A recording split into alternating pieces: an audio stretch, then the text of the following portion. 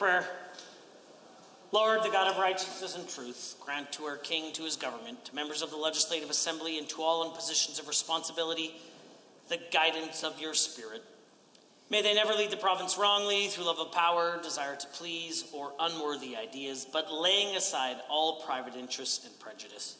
Keep in mind their responsibility to seek to improve the condition of all.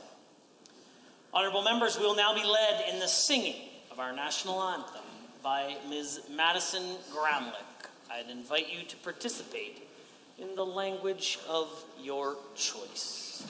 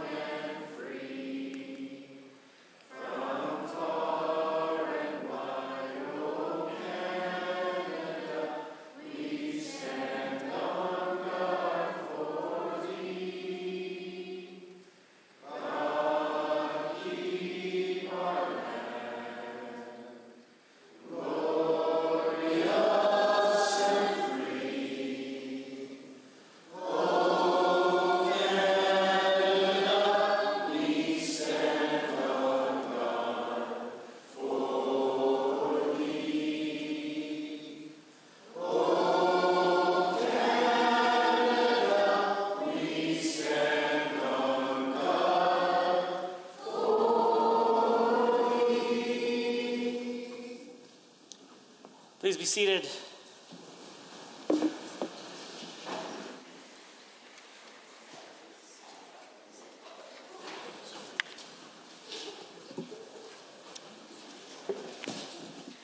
This section, we'll let you get seated. This is okay, please proceed. Honorable members, today we celebrate Commonwealth Day, along with the 10th anniversary of the Commonwealth Charter, a document signed by Queen Elizabeth II on March 11th, 2013, that demonstrates the values and aspirations that unite the 56 member nations and the 180 parliaments and legislatures of the Commonwealth. We are geographically and culturally diverse, yet we are unified in our shared commitment to democracy, peace, human rights, and equality. For the first time in 70 years, we recognize our significant union without the leadership and guidance of Queen Elizabeth II, who made considerable contributions to the Commonwealth during her reign. Her legacy lives on in our union and His Majesty King Charles III as he now presides over the Commonwealth. While it is steeped in tradition and its roots stretch back generations, the Commonwealth's focus on what lies ahead. This year's theme, Forging a Sustainable and Peaceful Common Future, is very relevant in an era where global issues and conflicts continue to persist. Please join me in acknowledging and celebrating Commonwealth Day 2023.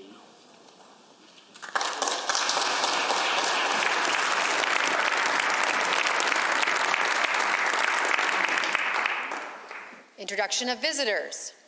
Introduction of guests. Honorable members, seated in the speakers gallery today is an incredible young woman who I had the opportunity to meet just a little bit ago. She led us in the singing of our national anthem. Madison Gramlich is 9 years old, lives in Slave Lake. Her passion for singing started at the age of 5, and she has performed for many audiences, most notably opening Slave Lake's All In Concert. I would ask you to rise and receive the warm welcome of the Assembly.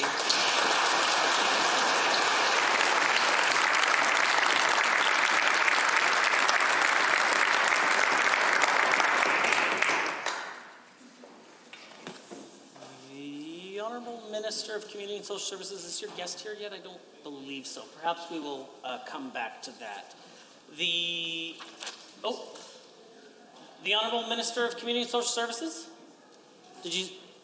I don't see her there. Actually, I have two guests to introduce, so Okay, I'll do this one first, if that's We're all right. going to come back. Okay, go ahead. Yeah. Thank you, Mr. Speaker. I'm honored to rise today to introduce two incredible human beings, Brad and Jennifer Bartko. In 2021, Brad started Disability Accessible by Design with the mission to make public and private establishments barrier-free. Please make yourself known and receive the warm welcome of this assembly.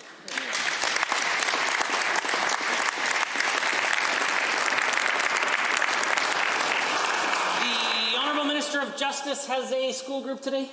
Well, thank you, Mr. Speaker, and it's my honor to introduce to you, and through you to the Assembly, grade 6 students from Lycée International of Calgary. This is a bilingual school located in the constituency of Calgary-Elbow in the quiet neighborhood of Altadore. They are visiting Edmonton this week to participate in the School at the Legislature program and to learn about the provincial government. Accompanying the class are 3 teachers, Julia Mills, Julian Battaglia, and Biljana Racheva. And a special shout out to Elliot McKay. And they are seated in the members' gallery this afternoon, and I ask that they rise and receive the warm welcome of the Assembly.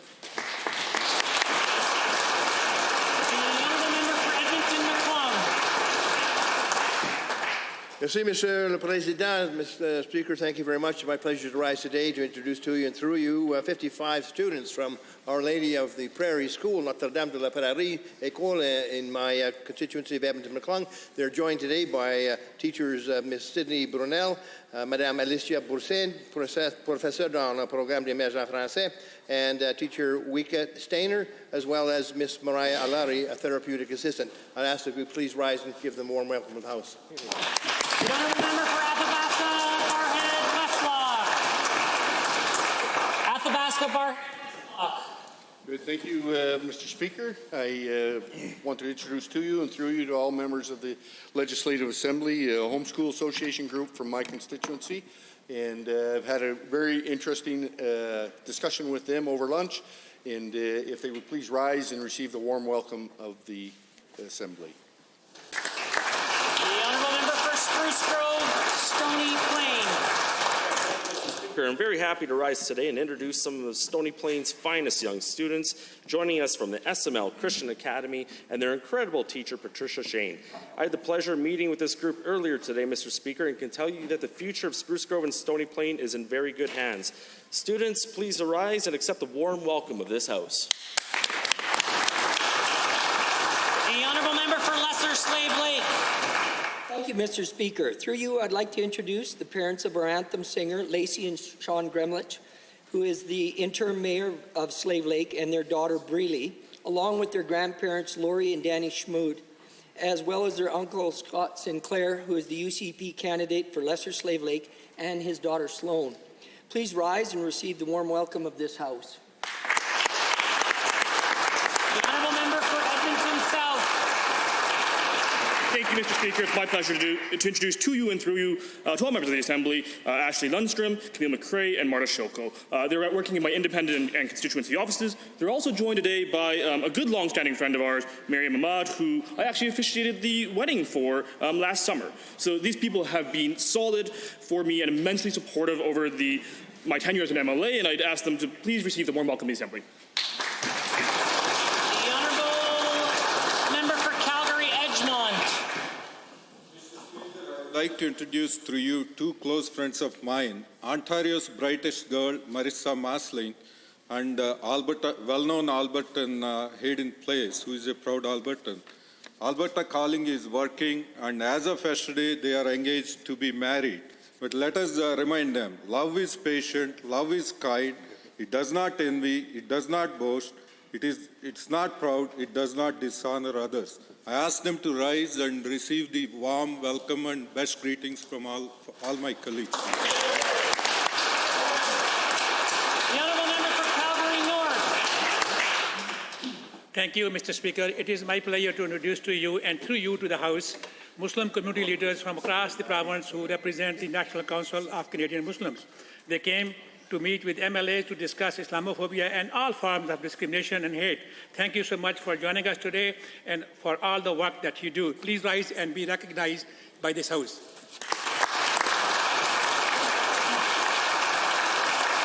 The Honourable Member for Calgary Falkland. Etheridge. Thank you, Mr. Speaker. I rise to introduce to you and through you to the other members someone that is very close to me, my daughter Sahaj and my niece Simran. And if I could ask Sahaj and Simran to please stand up and receive the warm welcome of the House.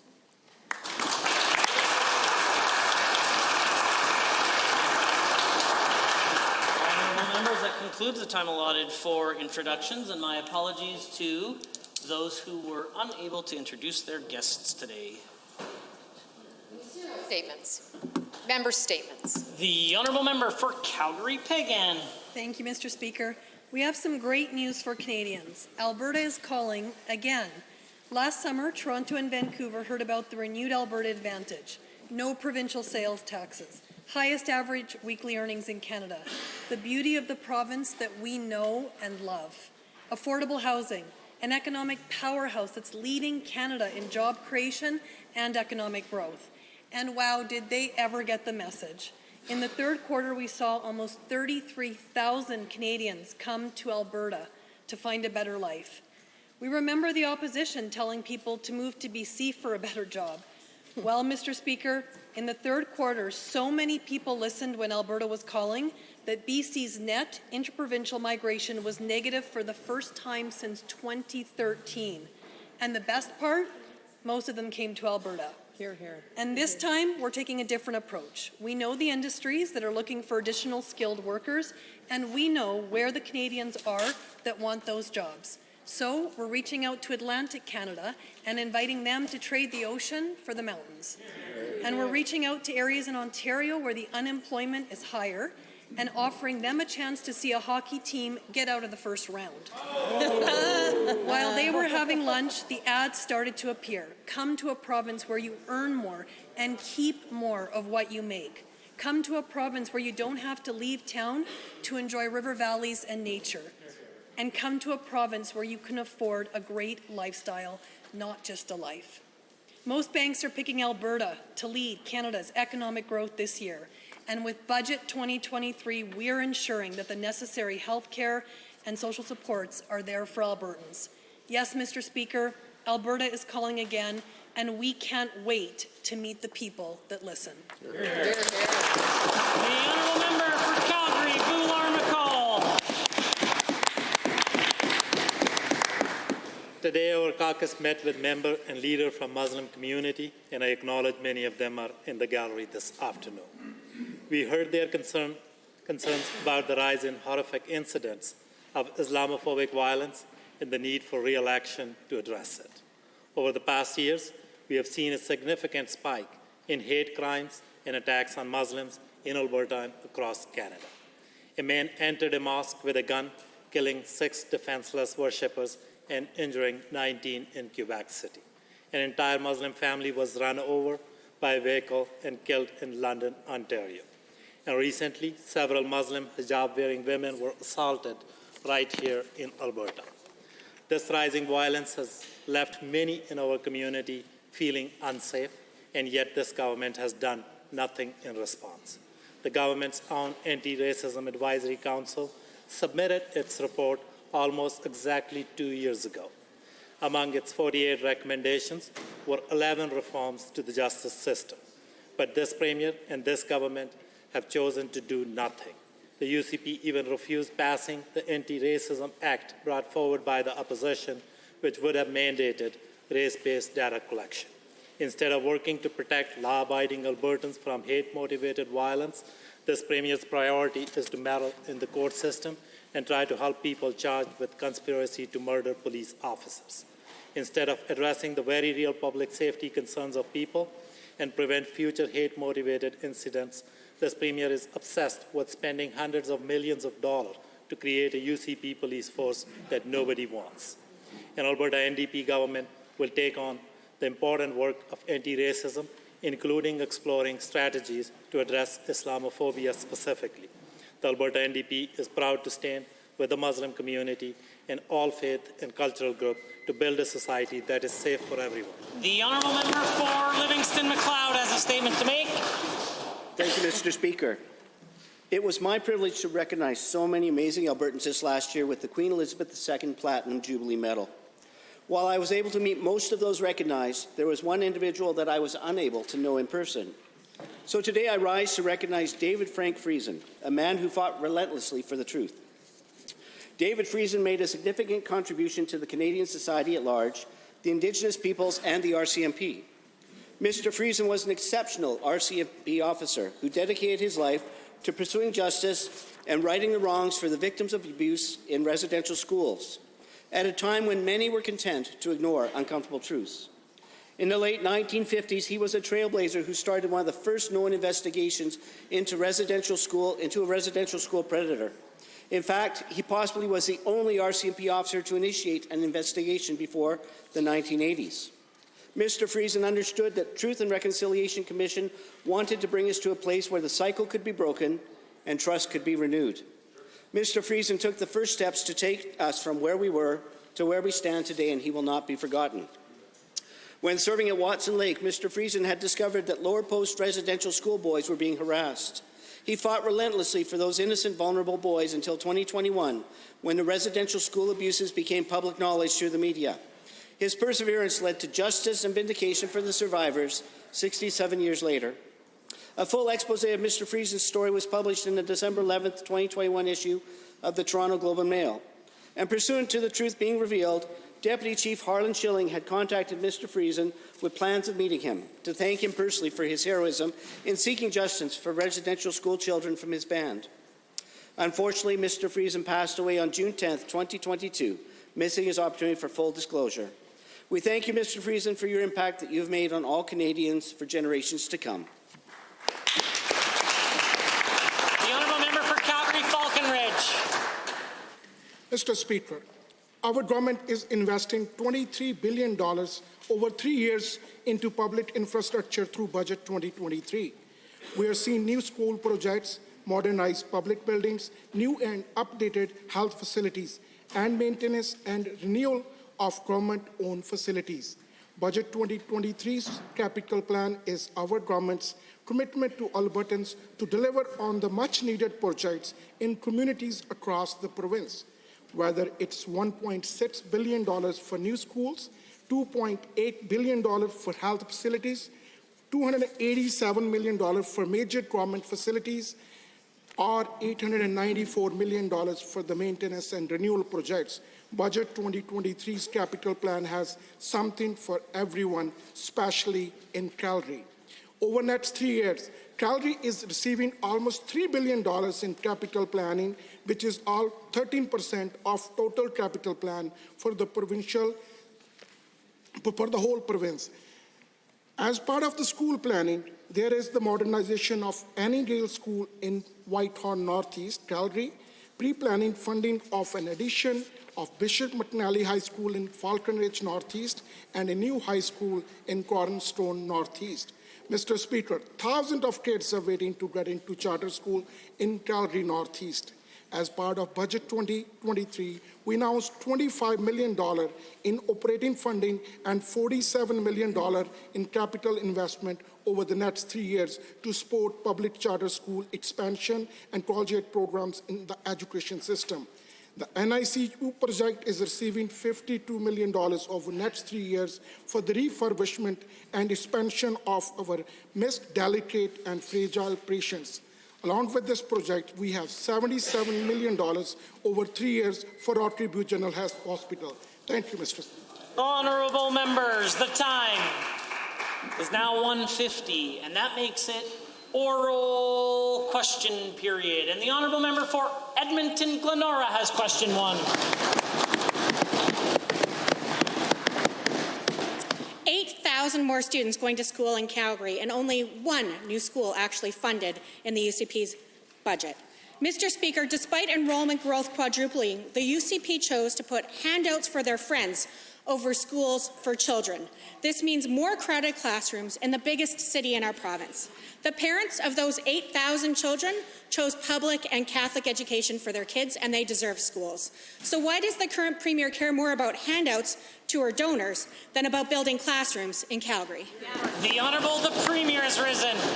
Well, Mr. Speaker, I am so pleased that our government is investing $377 million for 58 projects, including, they must have missed the extra one, 11 projects in Calgary, including a new K-9 school in Nolan Hill, modernization of John G. Diefenbaker High School, new high school in Rangeview, a modernization of Annie Gale School, new high school in Cornerstone, modernization of A.E. Cross School, modernization of Sir John A. Macdonald School, new Saddle Ridge Middle School, new elementary school in Redstone, addition of Bishop McNally High School, and a new West Calgary High School. The honourable member for Edmonton Glenmora. There is money for Preston Manning, but no schools in Cochrane. I guess that school funding is one floor that the Premier just won't cross.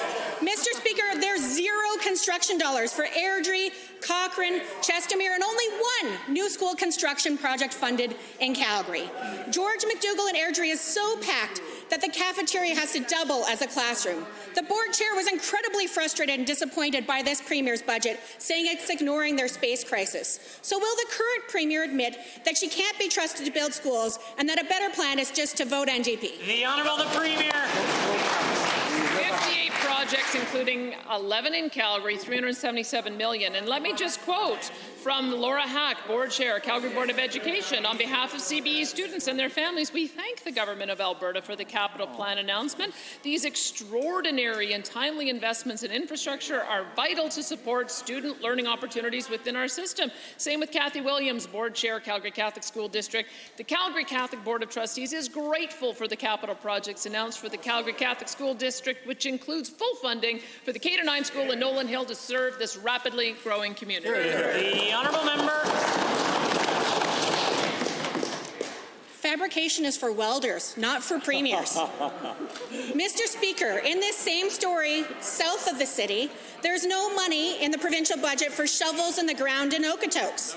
The high school is way over capacity, and the board chair said, quote, "Our students will continue to come to a high school that is overcrowded, which is negatively impacting their learning." Calgary, Cochrane, Chestermere, Okotoks. Doesn't the Premier think that these kids deserve better? Because under the Alberta NDP, we absolutely do. Point of order is noted at 1:52. The Honourable Minister of Education. Mr. Speaker, the member opposite again forgets to do her homework over and over and over again. We have announced a school in Chestermere, one in Cochrane, two in Airdrie, also in Okotoks, Mr. Speaker. I spoke with Rocky View School Division and with the community and reinforced the fact that when we say there's planning, pre-planning, design and construction, it will happen. All 58 of those schools will be built, unlike the members opposite. The honourable member for Edmonton Glenora has another set of questions. Mr. Speaker, last week we in the Alberta NDP proposed a better healthcare idea, providing universal coverage for prescription contraception at no cost to Albertans, no matter which method they choose. This policy would remove barriers, improve health outcomes, and save Albertans a lot of money, mostly women. The Premier called our plan a subsidy for private insurance and then talked about choice, a shameful excuse. So will the Premier admit that her choice is to make women pay more for health care? The Honourable the Premier. Mr. Speaker, we are glad that the bulk of women are covered by public and private insurance plans. In fact, I'm glad to have the members opposite raise this because it sparked a robust conversation in our caucus about the kind of things we might want to fund. And what I hear women wanting funded is in vitro fertilization and assistance in being able to have babies. And that's something that I think we should have a robust discussion about in the next election. The Honourable the member for Edmonton Glenora. Women across the province are over the moon about the idea of having universal contraception covered. Jenna says, "This is amazing. My insurance doesn't cover the contraception my doctor has recommended, so this would be game-changing." Shelby says, "I attend university and birth control is not covered by my health care provider." Joanne says, "This great plan makes me very happy. We don't have equality without plans like this one."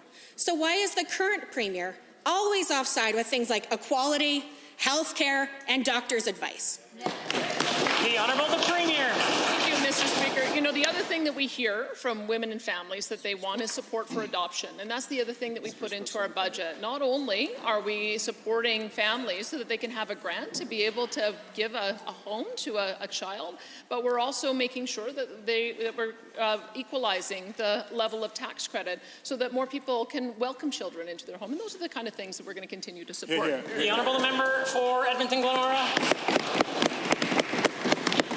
Well, these are Holly's words. How can the Premier say that everyone has access to private insurance? This is an out-of-pocket cost for many people. Contraception is still only partially covered under most plans. The NDP plan to provide universal contraception is the only policy that will reach everyone. So thank you for advocating and standing up for women's health and rights. Contraception is a need for everyone, not just women. So how can the current Premier find $20 billion for her donors and not a penny for Holly's healthcare needs? Honourable the Premier. Thank you, Mr. Speaker. I'm not sure what the member opposite is talking about. There's nothing in the budget that has that $20 billion figure. They're making things up as they are accustomed to doing. And look, if we want to have a conversation about the kind of things that could be covered, the kind of things that we hear should be covered, are things like the diabetes pumps. Those are one of the things that we announced that we were going to be covering. And there's probably a whole range of issues that we need to have a broader discussion about that ought to be covered. And so happy to have that discussion. The honourable member for Edmonton Millwood, the official opposition House Leader. Mr. Speaker, our caucus has been standing in this House for more than a year calling on the government to listen to the firefighters who fought to save Fort McMurray during the wildfire. We've been urging this government to make sure firefighters fighting cancer don't also have to fight the WCB for the support they need. Bill 9 appeared to finally take action, but the bill won't help firefighters who've been diagnosed during these past 6 years since the fire, and we know of several caught in this unfair situation. To the Premier, why don't these changes help all impacted firefighters like they've been calling for? Hear, hear. Honourable the Premier. Thank you, Mr. Speaker. We are so pleased to be making changes to WC coverage for firefighters. We know that the fire in Fort McMurray was a particularly unique experience with non-stop fighting for 30 days, and they didn't have the ability to do the contamination procedures they normally would. So it put far more of our firefighters at risk. So we were pleased to be able to cover that. As I understand it, extending the coverage retroactively would impact one or two cases and in these instances, workers' compensation already has a process to ensure the claims are settled appropriately. The honourable member for Edmonton Millwood. Mr. Speaker, the process that is already there is firefighters and their family fighting cancer, then having to fight the WCB and go through an extenuating appeals process. The right thing for this government to do is to make sure that the heroes who went on the ground and fought that wildfire, helped 80,000 people evacuate, and spent weeks in a toxic soup of chemicals, getting exposures to a career's level of toxins in just a short amount of time, they should have our support. It is common sense. Will the Premier change it? Here, here. The Premier. Mr. Speaker, I know it sounds like the members opposite and the government are not on the same page on this, but we are on the same page. In fact, Matt Osborne, president of the Alberta Professional Firefighters and Paramedics Association, said at the members' press conference this morning, Alberta is leading by establishing this kind of coverage for large catastrophic event. I want to make it clear that this is a big step forward, and this is leading our nation, and praised us for our openness to discuss. Also said we greatly appreciate the work of the provincial government has done so far to address the critical issue for Alberta firefighters. So we're very pleased to be able to offer this coverage. The honourable the member. Mr. Speaker, I'm very pleased Matt Osborne is here in the gallery listening to question period, and this is a good start, but the Premier is ignoring that we are leaving firefighters behind who have already been diagnosed. We are not including cancers that should be covered, and they have completely ignored respiratory illnesses, which we know these responders are now suffering from. Will the government accept the amendment from the opposition that I will be bringing forward? Will the government update the cancer site regulation, and will you include respiratory illnesses? Honourable the Premier. Mr. Speaker, I will talk out to our Minister of Jobs, Economy and Northern Development because I know that he's been very close to this issue. He wanted to make sure that he was offering the appropriate level of coverage when he made this recommendation to our caucus and cabinet. And if he believes that the amendment is worth supporting, I'm sure he will give us that advice. But I think it's important that we have now set the standard for the rest of the country, that when a catastrophic event like this occurs, that this is going to be the presumption in our province, and we hope that other provinces follow suit. The Honourable, the member for Lethbridge West has a question. Mr. Speaker, the government lifted the Alberta NDP cap on auto insurance on the Friday before a long weekend, hoping that Albertans would not notice. But they did, because their premiums jumped 30%. And so for almost 3 years, the UCP did nothing but watch as costs hammered Albertans. Now, just weeks before the election, the UCP claimed that no new rate increases would be approved for the rest of the year. That was not true. In fact, an increase of 16% was approved for new policies effective March 1st. Surprise! Can the Finance Minister explain why new drivers will be facing increases of up to 16% under his fake freeze? The Honourable, the Minister of Finance and the President of Treasury Board. Well, thank you, Mr. Speaker. I want to point out that the party who did nothing about automobile insurance were the members opposite during 4 years. All they did is bring a rate cap in, Mr. Speaker, which was a Band-Aid and didn't deal with the systemic issues. Our government, through Bill 41, dealt with many of those systemic issues. And, Mr. Speaker, since the passing of Bill 41, insurance premiums have gone up 1.4% per year. On top of that, we have asked the rate board to pause new approvals. The Honourable, the member for Lethbridge West. Well, when Albertans were struggling with up to 30% increases, the Finance Minister's only answer to them was telling them to, quote, shop around, end quote. But now, as the government faces the judgment of Albertans, they're claiming to have put in the Alberta NDP rate cap, except it's a fake. In the real world, drivers are watching their bills spike yet again. How can Albertans believe a word this minister says when he claims to freeze their car insurance, but their bills are skyrocketing? Minister of Finance, President of Treasury Board.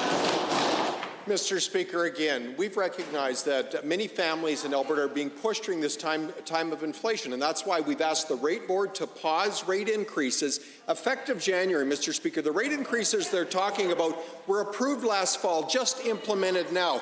We've asked since early January for the rate board to pause those increases so we can work with insurance companies and other stakeholders to find further remedies to deal with the systemic issues that are driving up insurance costs. Member for Lethbridge West.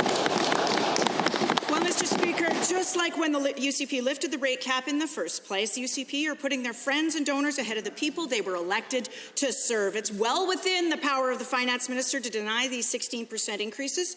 We could have had a real rate freeze, but instead we got a UCP fake. Why did the minister pick his insurance lobbyist pals over Albertans and approve such a punishing increase to Albertans' driver car insurance? 16% is not a freeze. The Honourable, the Minister of Finance. Mr. Speaker, as I said earlier, this government took real action with Bill 41, Mr. Speaker, and those changes are having a real effect. Rates going up by 1.4% per year over the last 2 years. Mr. Speaker, that's progress. The NDP call a rate cap progress. If we would have left them in charge, Mr. Speaker, it would have ultimately driven the province to a nationalized insurance system, which is what the socialists across the aisle want, Mr. Speaker. They want a nationalized, socialized system. We say no. We're making progress. Order.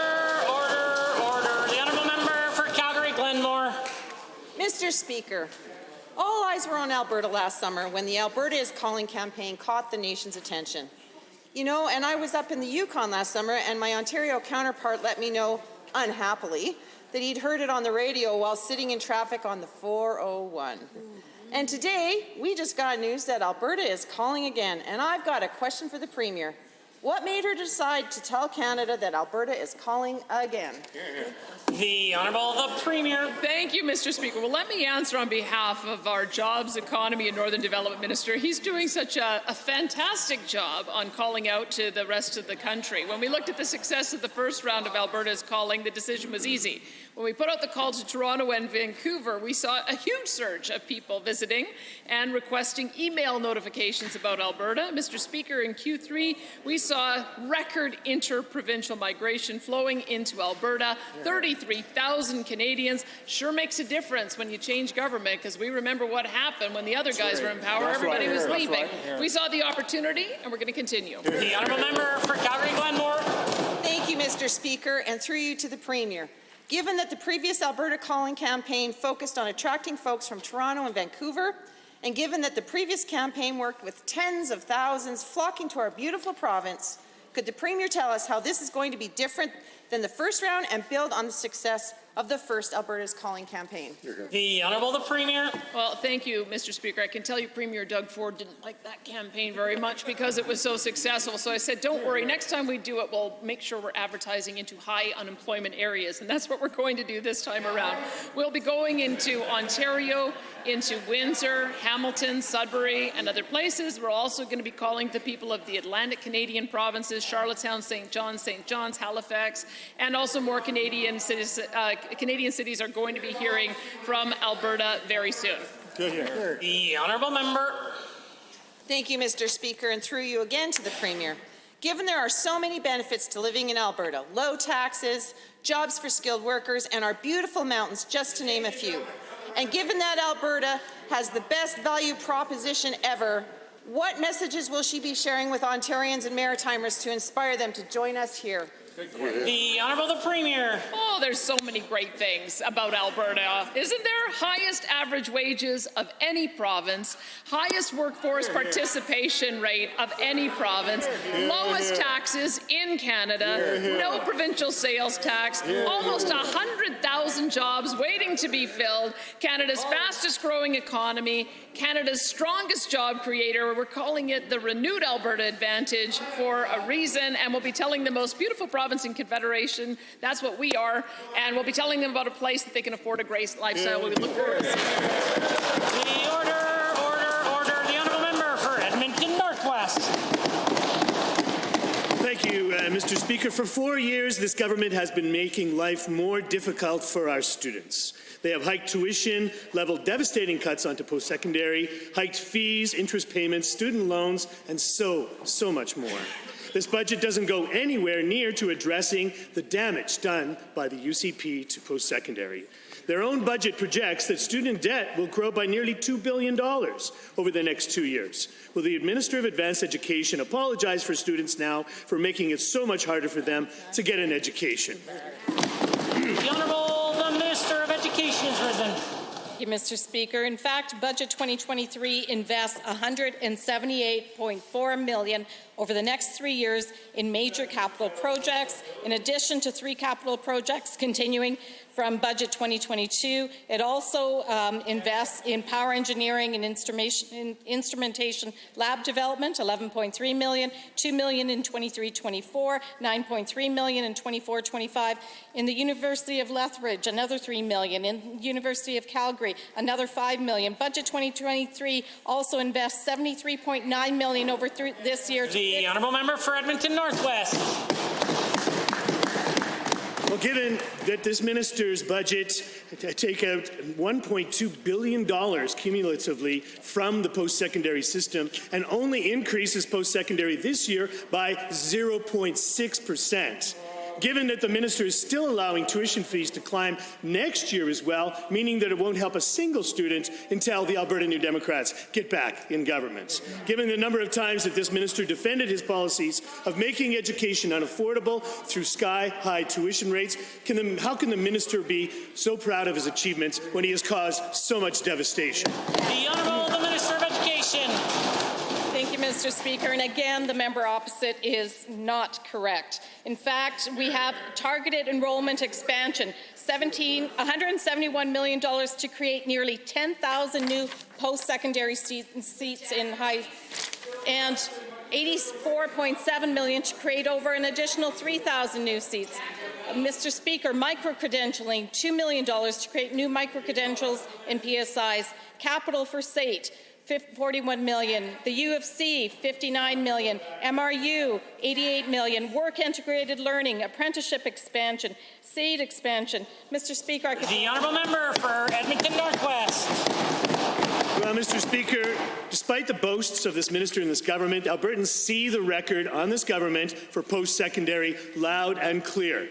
Given that tuition and institutions are struggling under the weight of $1.2 billion taken out of the system over the last 4 budgets, and given that we know many students and institutions are worried about their ability to meet the needs of basic education, after 4 years, this minister making life tougher for students to seek an education, the message that I have for them is simple. Students, choose yourself a better government, an Alberta NDP government on May 29th. The Honourable the Minister of Finance, the President of Treasury Board. Mr. Speaker, we have world-class post-secondary institutions in this province, and we have a Minister of Advanced Education that's working with those institutions to ensure that we're delivering a sustainable advanced education system, Mr. Speaker. We took over a system left by the members opposite that simply wasn't sustainable. Our institutions were delivering the highest cost education, Mr. Speaker, and it was costing Albertans an excessive amount. We have worked with the institutions to bring about efficiencies that will ensure our system is world-class and sustainable. Member for Edmonton City Centre. Mr. Speaker, this Premier wants Albertans to get used to paying for their health care out of pocket. We know this because she's said so, repeatedly. On her weekend radio show, the Premier again made this explicitly clear when she said that Albertans should pay out of pocket for regular MRIs to avoid things like stage 4 cancer. This follows the Premier's despicable comments where she suggested those who have stage 4 cancer let it reach that point. Will the Premier finally apologize to Albertans with cancer that she's insulted, and will she commit to stop using cancer to push her plans to force Albertans to pay out of pocket for health care? The Honourable the Premier. Well, Mr. Speaker, I would say that the member opposite is mischaracterizing our dispute with Ottawa over the funding of MRI and CT scans that are chosen on a voluntary basis by those who want to get the second opinion or have the additional peace of mind. Anytime a doctor will prescribe an MRI or CT scan, it is medically necessary. By definition, medically necessary is 100% covered by our system. We don't want to close an avenue in the event that somebody else wants to get a second test or wants to be able to get a regular annual test, and that's what we're disputing with the federal government. The Honourable Member for Edmonton City Centre.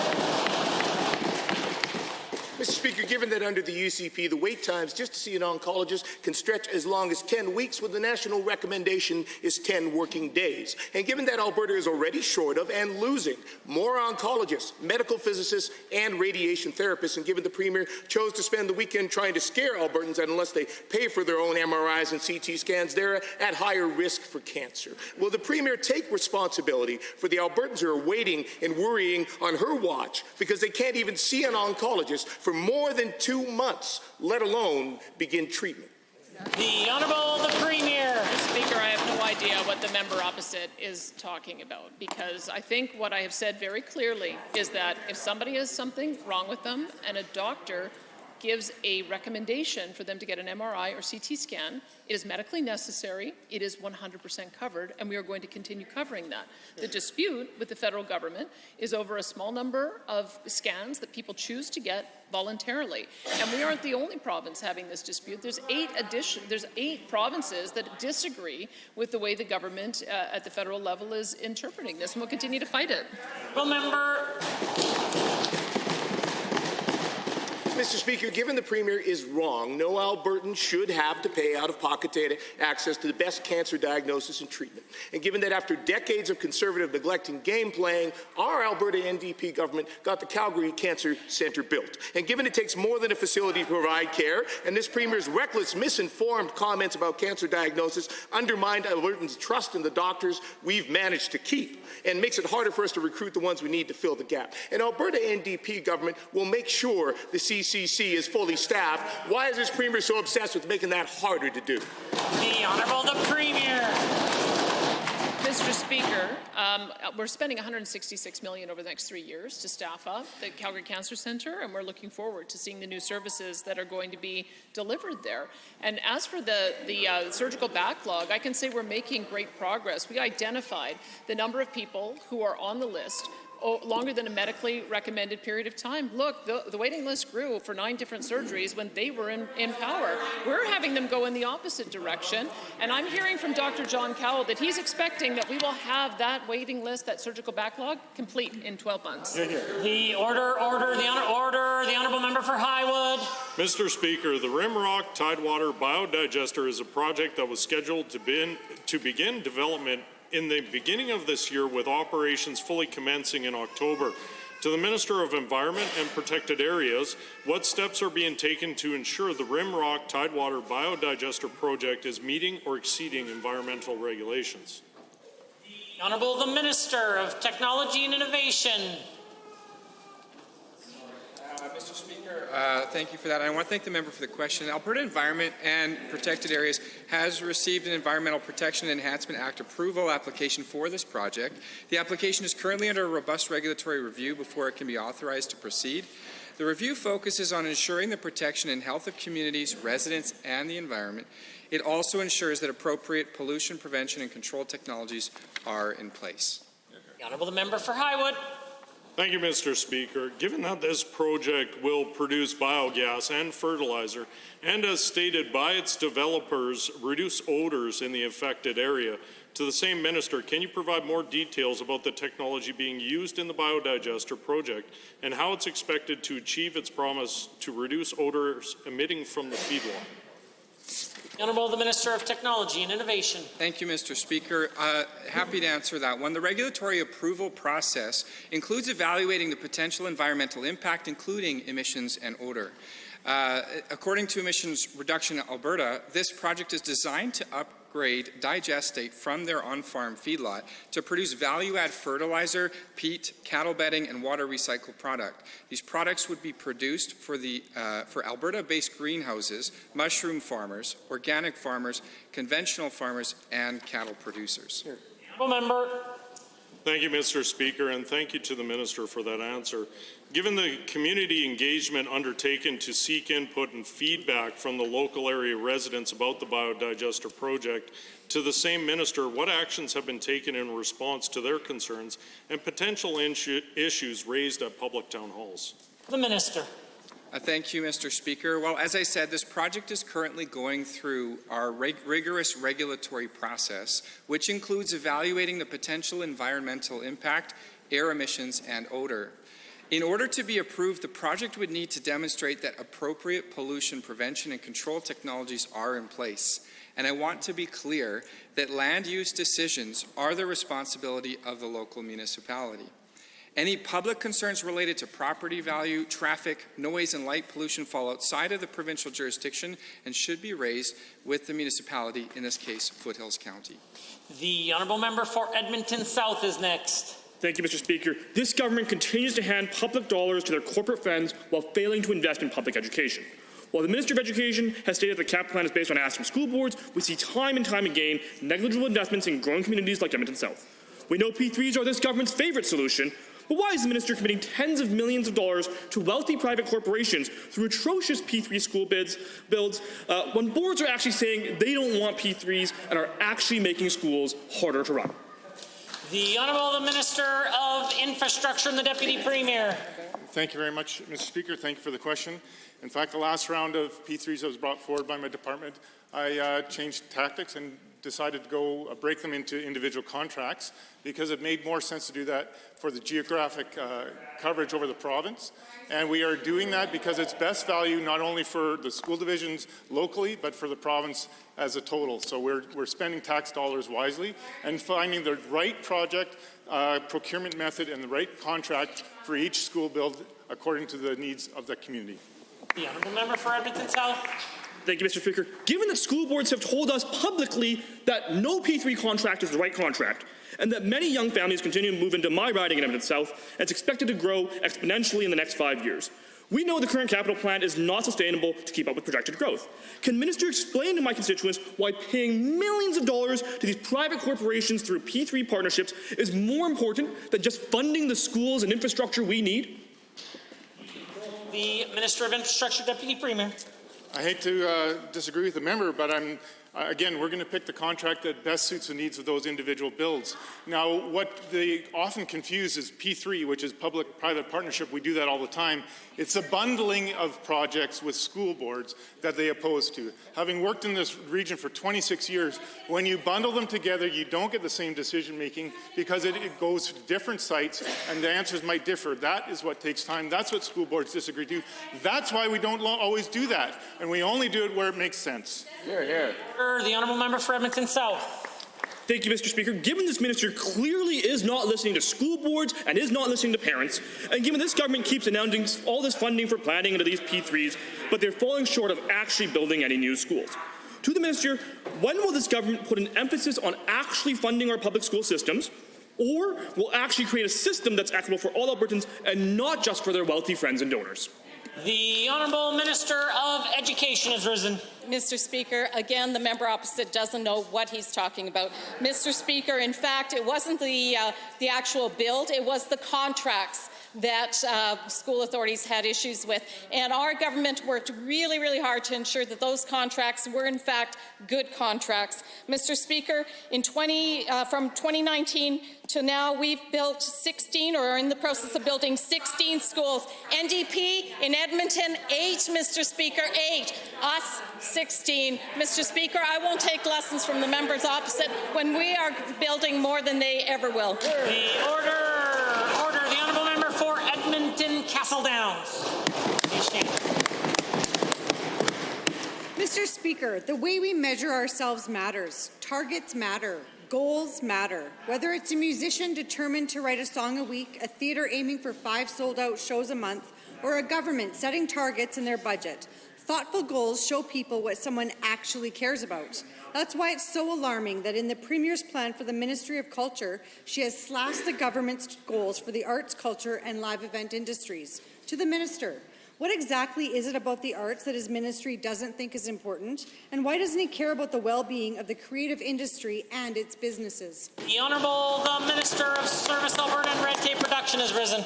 Mr. Speaker, I am proud to report that our budget 2023 commits over $28 million in funding to support the arts, including stable funding of $25.6 million to the Alberta Foundation for the Arts, and that's in addition to the $1.25 million sponsorship of tonight's Juno Awards. And I would encourage the members opposite, if they haven't heard of the Junos, come on out tonight. It's going to be a lot of fun. The Honourable Member for Edmonton Castle Downs. Given that almost 78% of Albertans attended an art activity or event in 2019 and 2020, and given that during the pandemic, when that number dropped to 31%, the government's targets were set to have 70% of Albertans participating in live events. And given that artists, venues, and businesses are telling me over and over again that they are still struggling to get people out to their events, why is this government so determined to tell the arts community that they are giving up, washing their hands of any previous goals to encourage Albertans to enjoy arts and culture events? The Honourable Minister of Service, Alberta and Red Tape Reduction. Mr. Speaker, I couldn't disagree more with the member opposite. In fact, we're very supportive of the arts, and that's reflected in our budget, which has over $27 million to support the arts. And as I mentioned, that includes the $25 million that we allocated, as well as the $1.25 million to support tonight's Juno Awards. And like I said, I'd like to one more time invite the members opposite to come out tonight, enjoy the Junos. It's going to be a lot of fun. The Honourable Member. Given that the infrastructure, investment, and innovation artists bring is a critical part of helping to diversify and create resilience in Alberta's economy, and given that the arts and entertainment ecosystem generates billions in tax revenue, employs more than 250,000 people from technicians to builders, engineers, and more, and given that only the Alberta NDP recognize the vital economic and social contributions of this industry, Minister, if these communities feel hung out to dry by a government that insults them and a budget that wants to stagnate their growth, can you really blame them? The Honourable the Minister of Service Alberta and Red Tape Reduction. Mr. Speaker, again, I couldn't disagree more. 2009 performance measures reflect pre-pandemic levels in the arts, and I'm happy to report that we're actually seeing attendance come back to the arts. That's why we're making such substantial investments that we are of over $27 million, Mr. Speaker. We are proud of our arts community, and that is not going to change. Hear, hear. The Honourable Member for Grand Prairie has a question. Thank you, Mr. Speaker. As many in the House may be aware, Grand Prairie City Council voted 8-1 in favour of establishing a municipal police service last Monday. Many of my constituents have questions about this change. Some say this was sudden, when in fact, the city has been actively examining policing options since 2018. Rural crime, police resources, and the reality of repeat offenders have all been identified as key issues in policing in our community for years. Can the Minister of Public Safety and Emergency Services explain the benefits of having a municipal police service in Grand Prairie and the expected outcomes for my constituents? The Honourable the Minister of Public Safety and Emergency Preparedness. Question. Unlike this side of the House, we actually respect the independence that was conducted by Grand Prairie and the independent report that they put out there to the people of Grand Prairie. Mr. Speaker, what we're doing is, in Grand Prairie, that community is setting priorities for their community. They have increased oversight. They have accountability. They're meeting the needs of their community, Mr. Speaker, and that is what is important when they are conducting independent reports like the one conducted in Grand Prairie. This will increase public safety, and I thank the member for that question. The Honourable Member for Grand Prairie. Thank you, Mr. Speaker, and through you to the Minister. Given the different components to start up a police service such as physical location, IT support, attracting personnel, and training, and further given that in order to ensure a smooth transition to a municipal police service, the City of Grand Prairie has proposed a phased-in approach over 5 years. Can the same Minister explain how Alberta's government is supporting Grand Prairie through this transition to ensure that public safety does not slip between the cracks throughout the phasing-in period? The Honourable the Minister of Public Safety. Thank you very much, Mr. Speaker. Well, let me be very clear. This is not something that is a transitional move that will occur overnight. This is going to take some time. And with that, there's going to be startup fees, there's going to be transitional fees, and that's why this government is supporting the needs of the people of Grand Prairie by investing a $9.7 million grant that will assist them in those startup fees and those transitional fees, Mr. Speaker, because on this side of the House, we are responsive to the needs of the community, and we are respectful to the needs and the independence of Grand Prairie. Here, here. Member for Grand Prairie. Thank you, Mr. Speaker, and again through you to the Minister. Given that the City of Grand Prairie had previously decided to undertake an independent study to review policing in the community, and that this was not a decision about the RCMP, but rather a decision on what service model would best serve the city going forward, and further given that many other communities across Alberta are facing the same issues with effective policing in their communities as Grand Prairie has, can the same Minister explain what our government is doing more broadly to help other communities across Alberta improve public safety and policing? The Honourable the Minister of Public Safety and Emergency Preparedness. Thank you very much, Mr. Speaker, and again, thank the member for the question that she has provided here. You know, communities know their policing needs best, Mr. Speaker, and unlike the members opposite, Mr. Speaker, you know, we're not interested in telling First Nations communities what to do. We respect their independence, and I can tell you there are 5 First Nations communities that want to have their own independence. And I can tell you on this side of the House, we are going to respect First Nations communities, unlike the members opposite, Mr. Speaker. And that's why in Budget 2023 that we put aside $8.4 million, if that budget is going to be passed, to make sure we respect municipalities in Alberta. The Honourable Member for Edmonton Meadows. Mr. Speaker, there's nothing that this government won't say to explain their failure to build the schools and hospitals Albertans need. They blame doctors, they blame cities, they blame us, and they even blame pipelines. However, their own budget shows the truth. This UCP government simply can't get the job done. Over $1 billion worth of projects they promised to get done last year didn't get it done.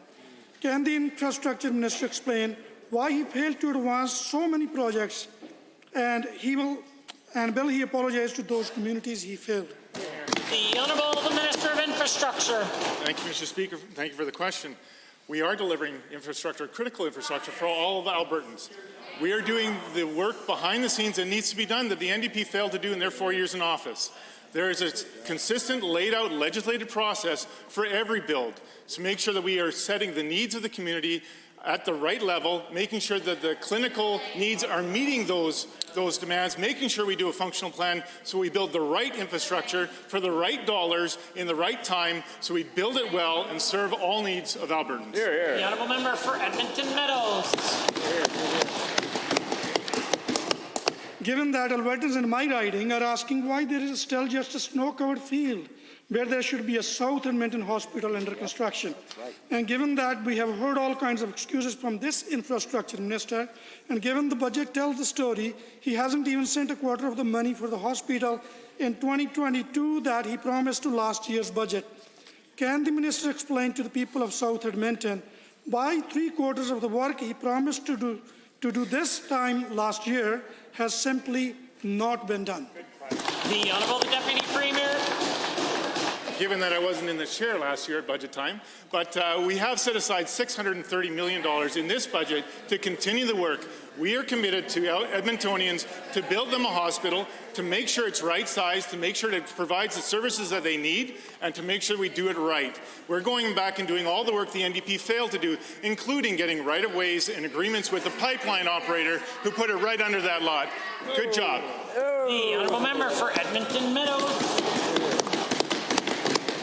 Given that this year the UCP is funding the construction of only one new school in Edmonton, given that almost $200 million worth of schools he promised in the last budget didn't get built, and given growing communities in South Edmonton are calling out for more schools to save their kids long bus rides to and from distant and overcrowded schools, how can anyone take this infrastructure minister at his word for this year's promises when he has broken last year's? The Honourable the Minister of Education is risen.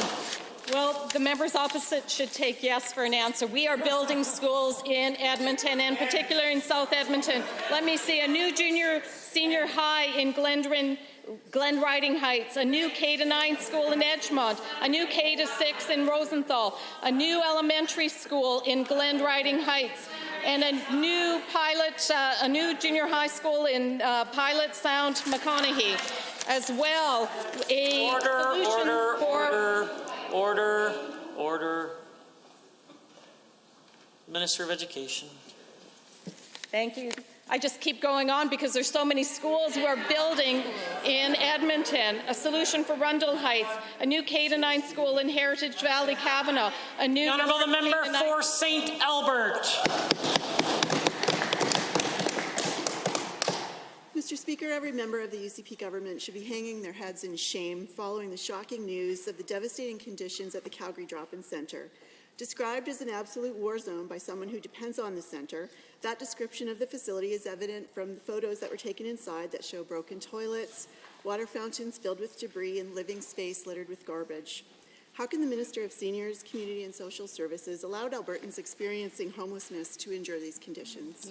The Honourable Minister of Seniors, Community and Social Services. Thank you, Mr. Speaker, and to the member for that question. First of all, I just want to start off by applauding and thanking the numerous people that work in our homeless shelters across this province, as well as those who operate these shelters. Without them, there'd be so many people out in the cold today. This is incredibly difficult work, dealing with a crisis on a daily basis, and so I wanted to make sure that we acknowledge these beautiful people that work in our shelter system, including my own wife, who's here with us here today. Our government is very committed to making sure that we resource our homeless shelters so they can provide a high-quality standard of care. The Honourable Member for St. Albert.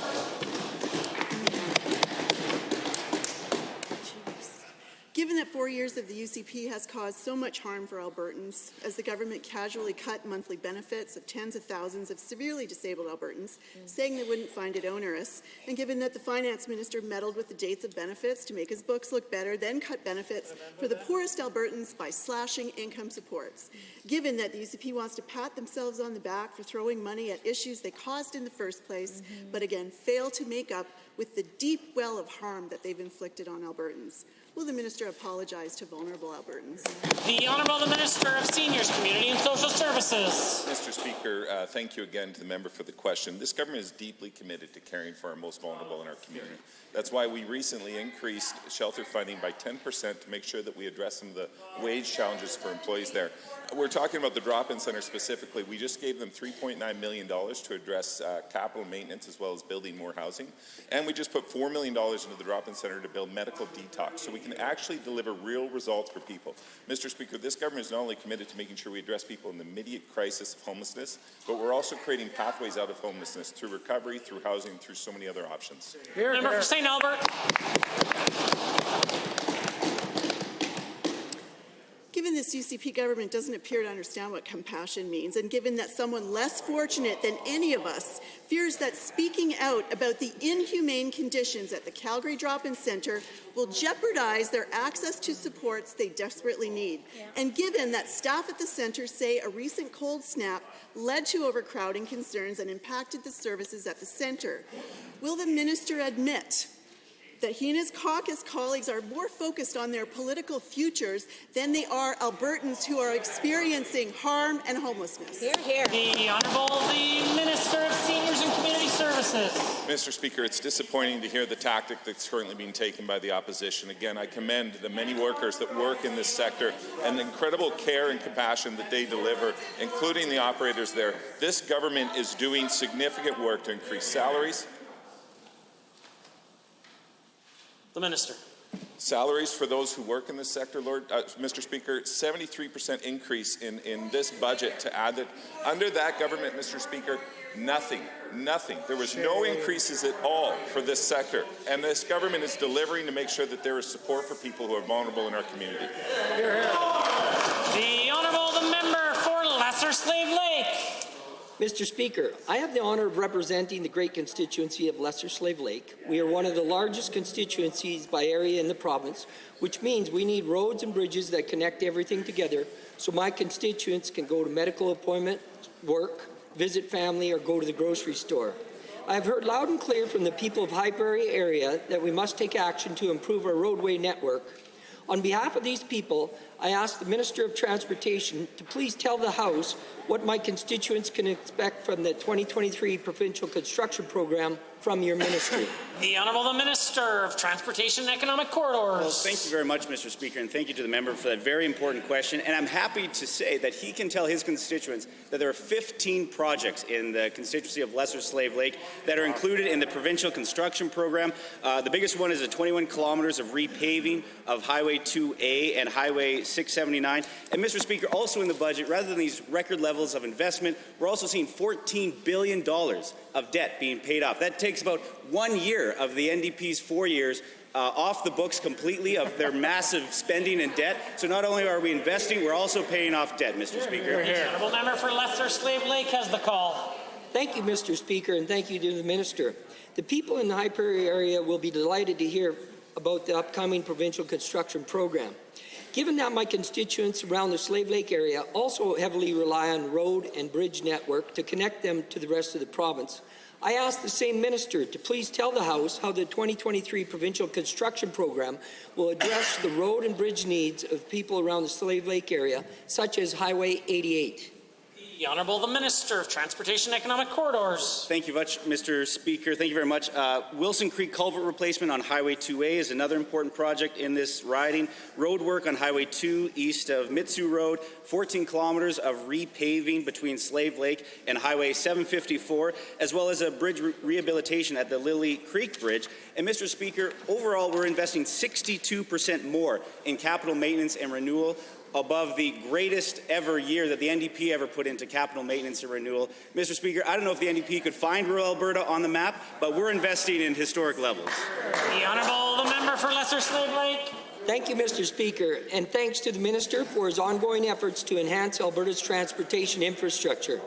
Given that the Smith Bridge, which is a critical link for the town of Smith in the municipal district of Lesser Slave River, has a detour of nearly 100 kilometers, it is vital to ensure that the bridge is replaced before it becomes unusable.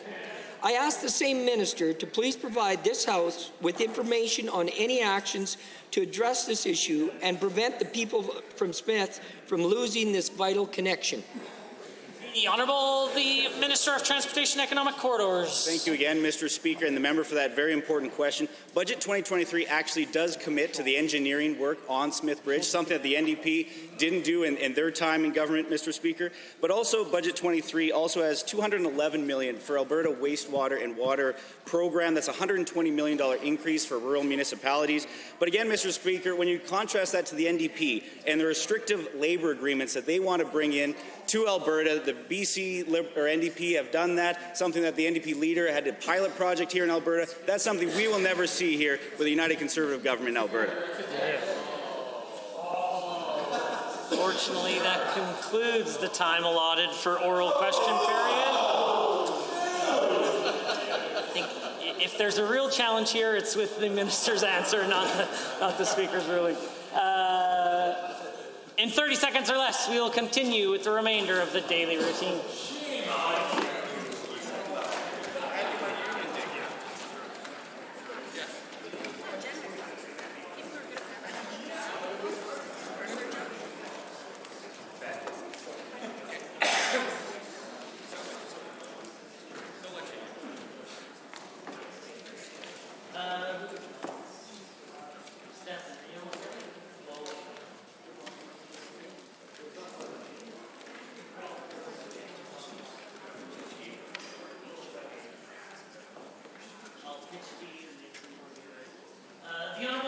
For Red Deer South. Thank you, Mr. Speaker. Mr. Speaker, my son and I listened to Dr. Jordan Peterson in a packed Calgary Jubilee auditorium.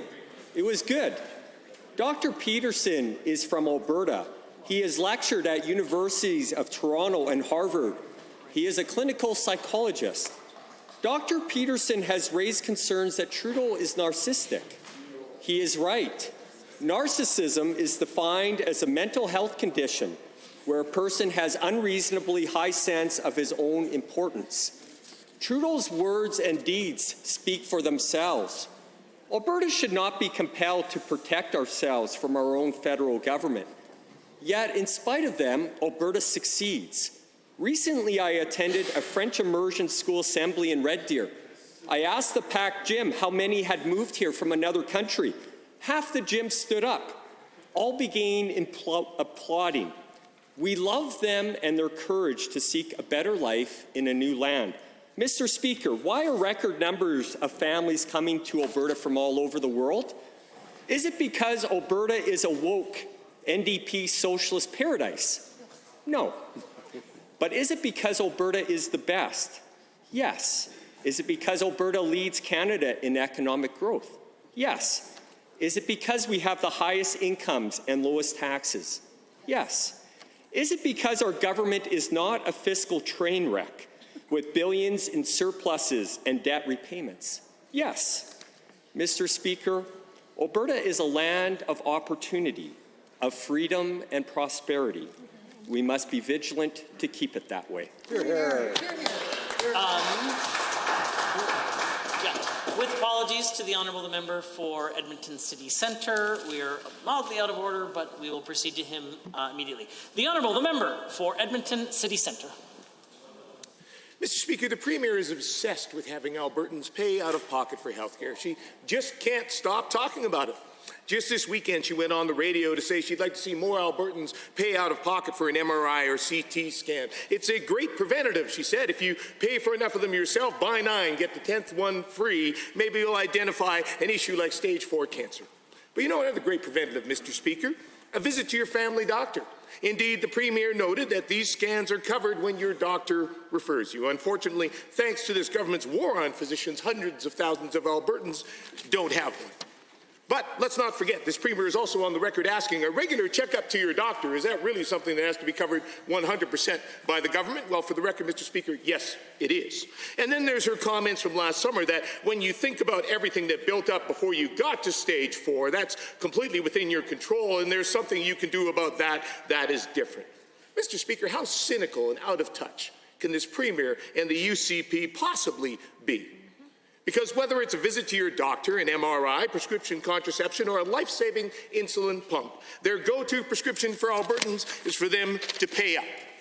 It's about as likely to work as the Premier's suggestion they take horse dewormer for COVID. Mr. Speaker, we have a different plan. A real plan to strengthen and rebuild our healthcare system and ensure every Albertan can access the care they need when they need it close to home. Our plan for primary care will connect 1 million more Albertans with a family doctor and a family health team by supporting existing doctors and clinics and expanding their teams and funding 10 new clinics in communities of greatest need who will provide universal access to free prescription contraception, empowering women to take more control over their reproductive health and economic futures. An Alberta NDP government will provide more access and choice that doesn't require Albertans to reach for their wallet, and that's a promise. The honourable member for Edmonton South. Thank you, Mr. Speaker. As the MLA for Edmonton South, I rise today with mixed emotions. On one hand, I'm excited for what the future holds for both my constituents and for the entire province of Alberta. On the other hand, I'm looking forward at the great work that remains to be done even after serving almost 8 years in this place. It's been one of the greatest honours and privileges of my life to serve the residents of Edmonton South, and I'm proud of the work we have accomplished together. We've built new high schools, we've announced a much-needed hospital, and we've made significant infrastructure investments on the Ring Road. We've also championed social justice issues like GSAs and the protection of our environment. But our work is far from over, Mr. Speaker. Our government must listen and care about the people we serve. We must ensure that every single Albertan has access to quality education, quality health care, and quality infrastructure. We must also protect our environment and stand up for social justice. We all know that the current UCP government is failing in these areas. Instead of listening to the concerns of everyday Albertans, they are more focused on protecting the interests of corporations and their wealthy friends. They have chosen not to invest in our communities. They've chosen not to build new schools. They've chosen to attack doctors and nurses. They've neglected our environment and have been hostile to our marginalized communities. But I'm optimistic about the next election, Mr. Speaker. I'm confident that Albertans will choose a government that truly cares about their well-being. A government that will prioritize education, healthcare, and affordability. A government that will take action on climate change and cares about our communities. As I see the end of this term as an MLA, I want to thank my constituents and all Albertans for their trust and support over the last 8 years.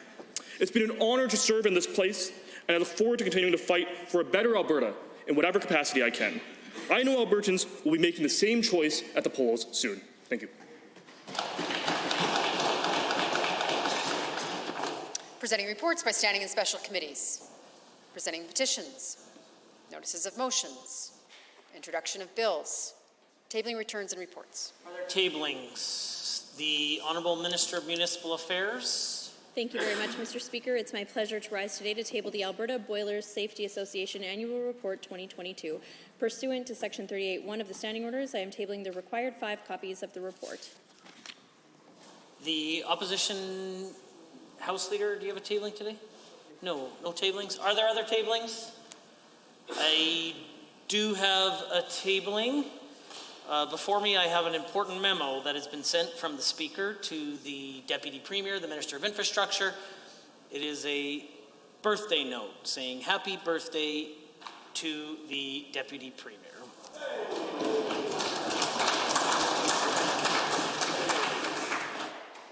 Tablings to the clerk. Honourable members, just prior to you rising, I understand that there may be a desire for unanimous consent to revert to introductions. I received a note from the Minister of Seniors, Community, Social Services for a brief introduction. So this will be a unanimous consent request to revert to introductions. Is there anyone opposed? Seeing none, the Honourable Minister. Thank you, Mr. Speaker. I rise to introduce my wife, Anita Nixon, one of the most compassionate, caring individuals that I know. She's dedicated her life to service for others. She is my strength, my pillar, and my inspiration. And so I ask her to rise and please receive the warm welcome of this House.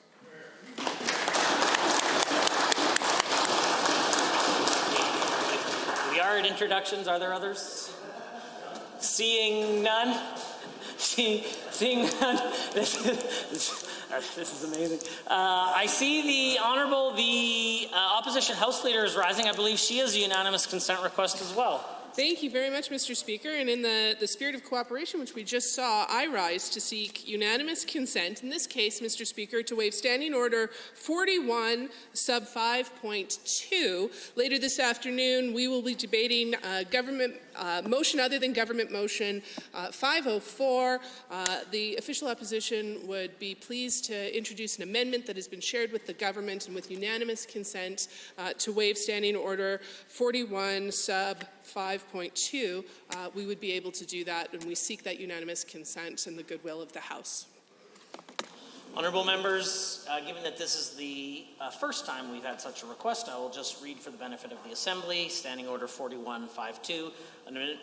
As this is a request for unanimous consent to waive this standing order, an amendment to a motion other than government motion moved after the motion has been moved must A, be approved by Parliamentary Council no later than Thursday preceding day the motion is to be moved, and B, be provided by the mover of the motion no later than 11 a.m. on the day that the motion is to be waived.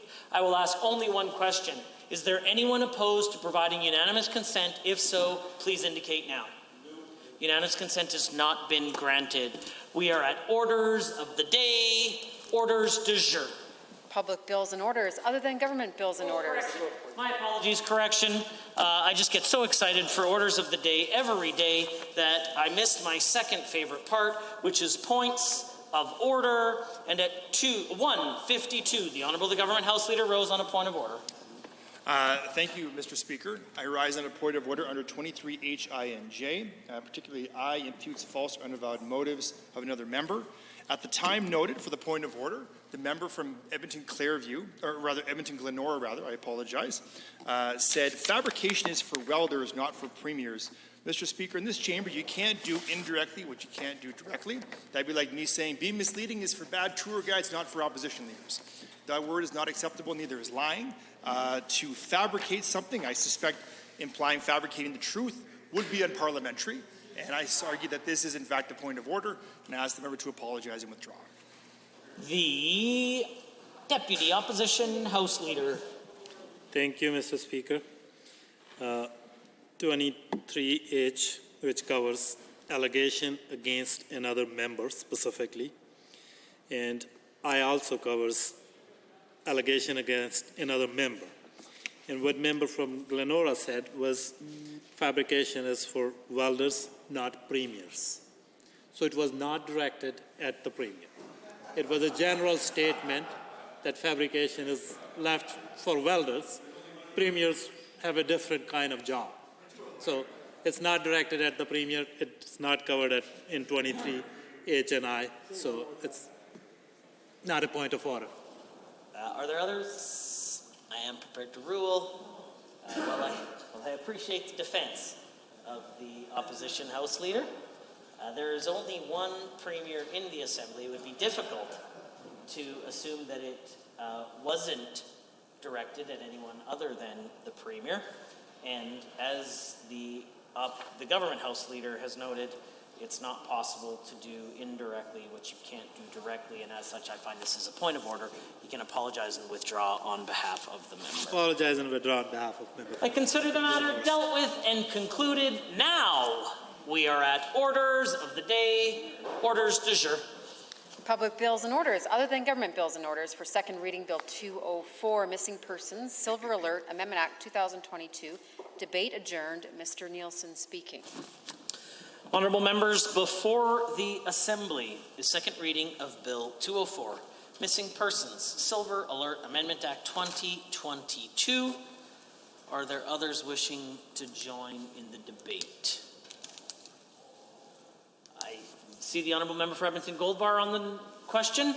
Thank you, Mr. Speaker. I'm pleased to rise and share my thoughts about Bill 204, the Missing Persons Silver Alert Amendment Act. And may I first extend my gratitude to the member from Drayton Valley, Devon, for bringing forward this private member's bill. I'm pleased to support the bill as it's written because I think that it serves an important function that will be in the public interest and will certainly protect a lot of senior citizens from potential harm. Mr. Speaker, Madam Speaker, as I understand the bill, this makes some changes to a previous bill that was passed by our government in 2017, creating the Silver Alert system. And the Silver Alert system will operate similar to the Amber Alert system, but will apply in the cases of missing adult citizens, generally senior citizens who are suffering from dementia. Some other changes that this bill makes: it specifically removes the definition of a mental disorder, and it's less prescriptive when it comes to identifying the circumstances under which the police may issue an alert. But it also limits a silver alert to an individual who is over the age of 55. Now, in general, Mr. Speaker, I think that this is,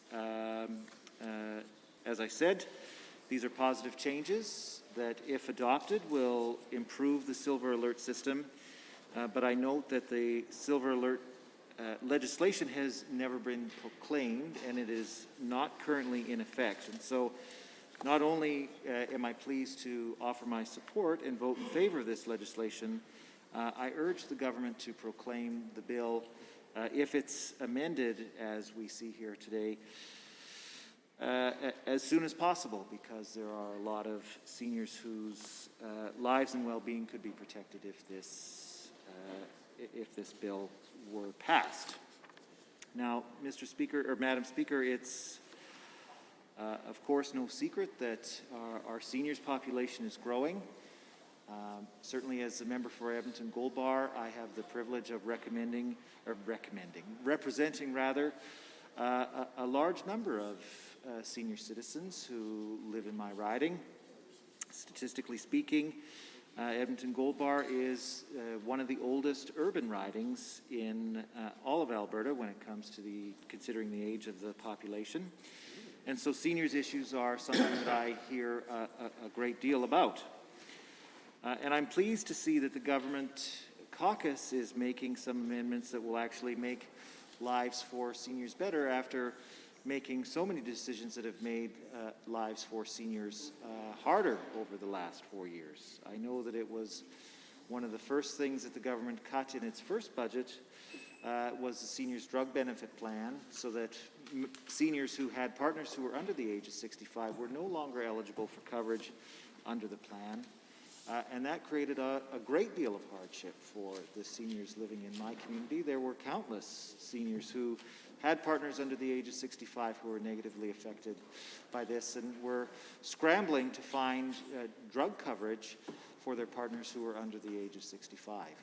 It's incredibly disappointing to me to see that this government hasn't restored that plan to its original form, in spite of the fact that there is a considerable surplus. I can't think of anything better than that the government could spend than to provide extended drug benefits to senior citizens and their partners, regardless of their age. I think that it's unconscionable that the government had decided so many years ago to eliminate those benefits. One of the other decisions we see in this budget, that the government cut another additional $100 million in drug benefits. I don't know why the government continues to attack seniors' drug benefits, especially in light of our financial circumstances these days. But it seems that the government is ideologically opposed to government providing services to seniors, and to providing public health care. Well, member, I hesitate to interrupt. Just a reminder, we've been off the topic of Bill 204 for quite some time. Perhaps we could get back on topic. Please proceed. Madam Speaker, I mean, this is the Missing Persons Silver Alert Amendment Act It deals with seniors and protecting them. My comments are related to protecting seniors and some of the moves that this government has made. I think they're fully within the scope of debate here, and I would appreciate the opportunity to continue making the points that I'd like to make and that my constituents would like to make on their behalf, that would like me to make on their behalf. You know, one of the other things that this government has failed to address is the issue of continuing care. We see that the government has failed to adequately support the Good Samaritan and has allowed the Southgate Centre to close down, which is shameful. Member, I have the same concern I did last time I stood up to provide some caution to you in your remarks. We're on Bill 204, which is a Missing Persons Silver Alert Amendment Act 2022. Please speak to the bill. Please proceed. Yes, Madam Speaker, I am speaking to the bill, and I'm also raising some issues that a number of senior citizens who live in the constituency of Edmonton Gold Bar raise and insist that I You are not here chamber. to debate the Speaker. I have asked you and provided caution in the remarks that you are making and the relevance to the topic that we are speaking on. You have one last chance to speak relevancy to Bill 204. Well, thank you, Madam Speaker. If you insist on shutting down my voice and not allowing me to speak to senior citizens, I'd be happy to go back to the people of Edmonton Gold Bar and let them know what happened here today, Madam Speaker. So on the issue of the Missing Persons Silver Alert Amendment Act, as I said many times already in the few minutes that I've been up speaking, this is a significant advance in the protection of the health and well-beings of senior citizens in this province. Unfortunately, it comes at the tail end of a government's term where we have seen a number of decisions that have made the lives of senior citizens harder. And so it's hard for me to accept that this government is genuinely concerned with the well-being and health of senior citizens when we know that when this government has made so many decisions that have been harmful to senior citizens. As I said, we've seen the government cut off drug benefits. We've seen that in multiple budgets. We've seen issues with continuing care that has affected a number of seniors. The issue of seniors living with dementia is one that I hear about all the time in my constituency, and it's shameful the lack of facilities that are provided to seniors who suffer from dementia. I know many people in my constituency have a great deal of difficulty finding adequate care for their partners or loved ones who are suffering from dementia, and struggle to find and have to rely on friends and family and people who are not adequately equipped or trained to look after their partners or loved ones with dementia. And there is no government help available for them. I hear continually concerns about the services that are provided through home care providers, particularly when it comes to caring for people with dementia. I know that many seniors living with dementia are forced to live at home because there are no adequate facilities for them to live in. And unfortunately, their families just do not get adequate home care for their partners or loved ones who are suffering from dementia. And when they do get home care, the home care services that they provide are often inadequate. I've heard countless stories from people who are living in my constituency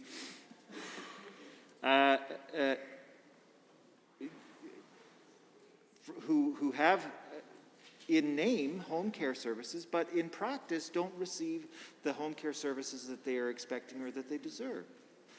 I know many people have partners or loved ones who are receiving home care. Their home care workers don't show up on time. Their home care workers don't provide the services that they're expected to provide.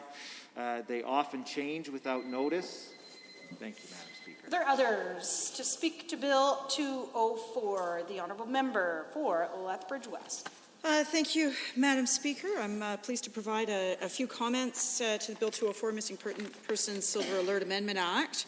There is no question that the the discussion that my honourable colleague began with on the topic of supports for people with Alzheimer's and dementia is an issue that I hear in my riding of Lethbridge West as well, given as we too have I think a slightly higher than average number of seniors living in Lethbridge West and East.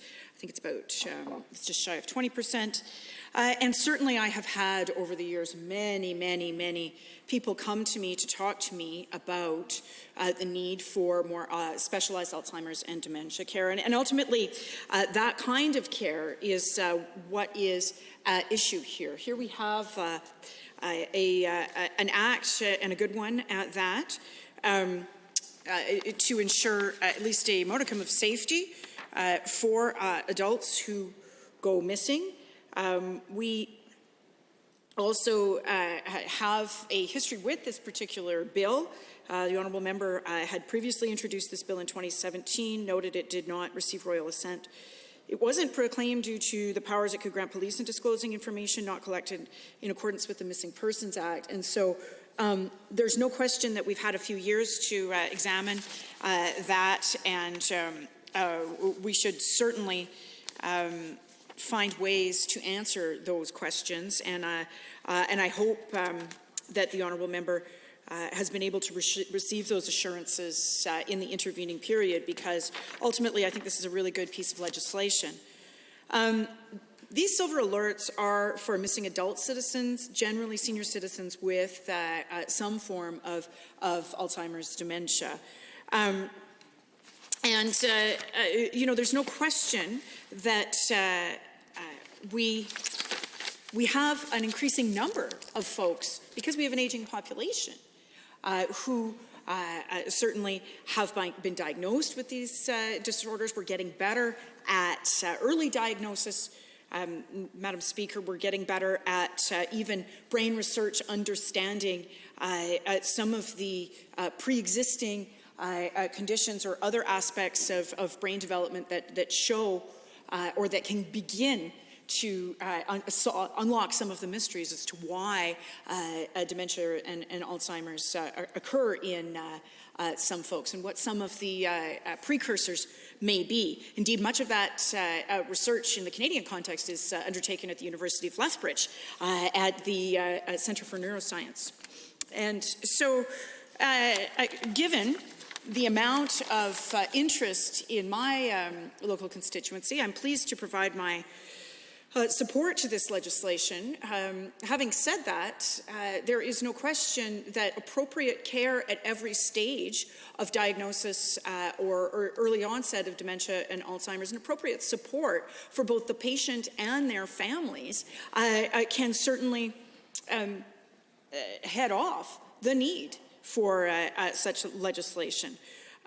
There is no question that investment in long-term care facilities with specialized Alzheimer's dementia units, with the appropriate number of staff, with the right kinds of supports for the patients, not only are they quite inaccessible, waits are long, sometimes families are put in a position where they have to purchase these services privately because there are no public facilities. There is no question that home care, as my honourable colleague indicated, even when families are trying to support people at home before they make that transition into some form of supportive living facility, that home care budgets are strained, that often families are paying out of pocket for these services, and they are not necessarily the level of care and support that families need. I knocked on a door a couple of weeks ago now. It was quite a lovely day out, so I was able to get out onto Chippewa Crescent, and some folks who came to the door said, you know, we really appreciate your advocacy for healthcare in the riding. We have been supporting the woman's mother for some time, and in that transition over to a continuing care facility where they knew that she was not getting exactly the level of care she needed for the level of dementia that with which she had been diagnosed, but the family could not, with the assistance of home care, provide the kinds of supports that this woman needed so that she would remain safe, so that she would not need something like this legislation. And this human drama is playing itself out across the province, Madam Speaker, where families, essentially what we call the sandwich generation, are dealing with their aging parents and getting their children ready for university and what have you. And they find themselves looking for a public health care system that over the last 3 to 4 years has taken body blow after body blow with respect to availability of family doctors, of specialists, of continuing care spaces of various kinds. And then they've seen the costs of those go up as well. Many, many people, as I said, are now paying privately for home care, or because they need that additional piece of home care for their family members who are potentially early diagnoses of these diseases. But then they are also, once they do get into continuing care, the rental rates for that have gone up over the last 3 years. When the income tax bracket indexation did not happen, the amount of money given to residents in long-term care facilities was frozen as well. So they lost that pace of inflation. So their rental charges kept going up. The amount of money that was given to folks from the government piece, remained constant. So this put also a pressure on people's budget. And the Honourable Deputy Government House Leader. Thank you, Madam Speaker. Under 23B1, which is a little bit different than we're used to, but basically it speaks to matters other than the question under discussion. And you pointed out to the previous member, and you know what? I've been in the House. I've been in the House for about 8 years, and I've witnessed some pretty shameless behavior from the members opposite. And I know the folks are in full campaign mode, and I get that. But politicizing a good bill like Bill 204 is a pretty much a new low. I would appreciate if the folks would stop the politicizing of Bill 204 and get to the point, talk about what this is actually doing. It's protecting seniors that happen to wander away from their home, and gives the families some kind of a facility to issue an alert. So if the members could... Honourable Member for Edmonton Gold Bar. Those are inappropriate comments in this legislature, completely uncalled for, and I heard them. You have an opportunity now to stand up and apologize to the Honourable Member for your insults. I apologize, Madam Speaker. Thank you, Madam Speaker. There's a reason that I shave my head, because when I let it grow, it looks like his. Honourable Member, you now have the opportunity to apologize. I apologize and withdraw the comments. The Honourable Member for Calgary, Boular-McCall. Thank you, Madam Speaker. Now that we have done with apologizing, I think at the second reading of a bill, you can talk broadly about the principles of the bill. And what I've been hearing from my colleagues, that they have kept the debate around the safety of seniors, issues facing seniors. They appreciated that it's a good step, but they are also highlighting the concern relating to safety and issues facing seniors that they hear in their communities. I think it's well within what we do at the second stage of a bill. It's not a point of order, and certainly I can say this, that my colleagues will try to keep their comments more on the bill.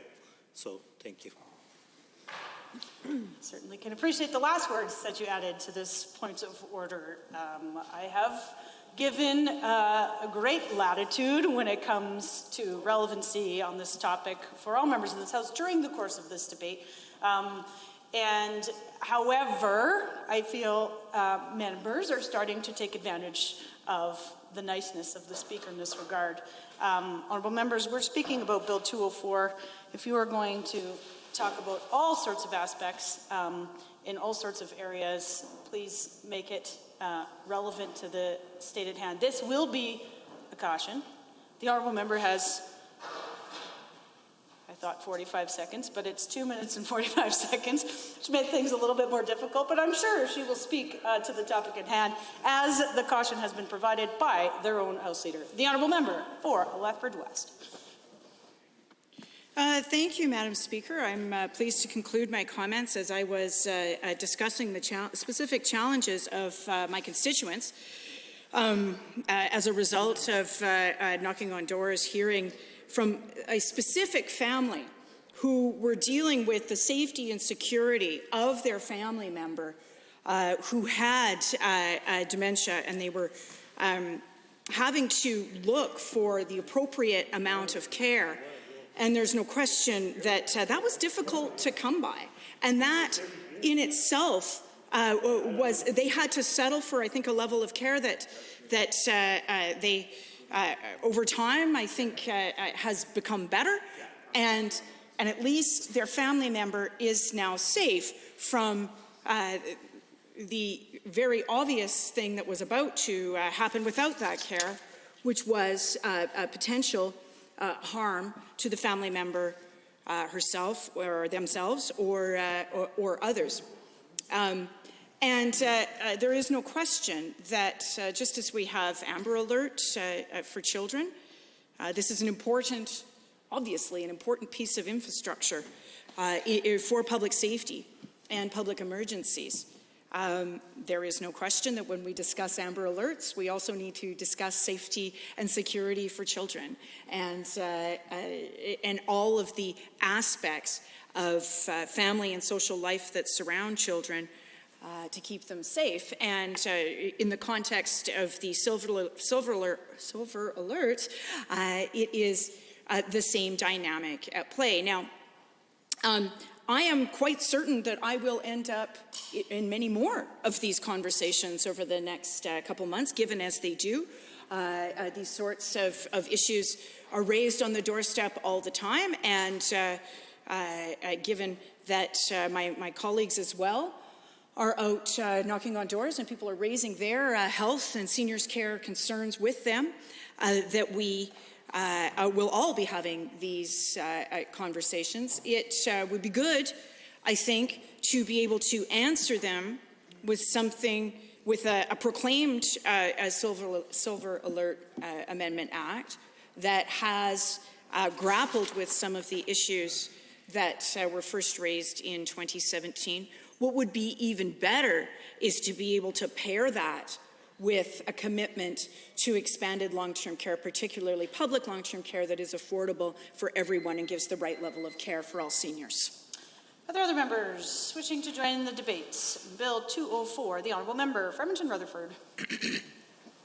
Thank you, Madam Speaker. I appreciate this opportunity to speak to a bill which I think is very important, and I must express some of my concern that while the government side is berating us for speaking to the issue, they themselves are not speaking to it at all. If they feel like it should be addressed and we should focus on it, and that's what we should use our time to do, you would think they would have some value in actually speaking to it themselves. And so I'm a bit concerned.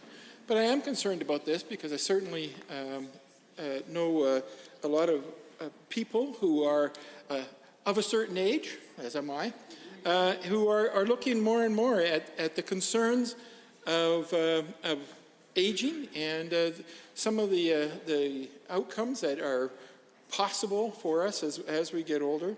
I know in my own family, now that we're all reaching our 60s and 70s, more and more of our family members are experiencing health issues, and some of them, unfortunately, those issues also encompass cognitive issues. that make the rest of us very concerned and very worried about the well-being of our family members and their safety.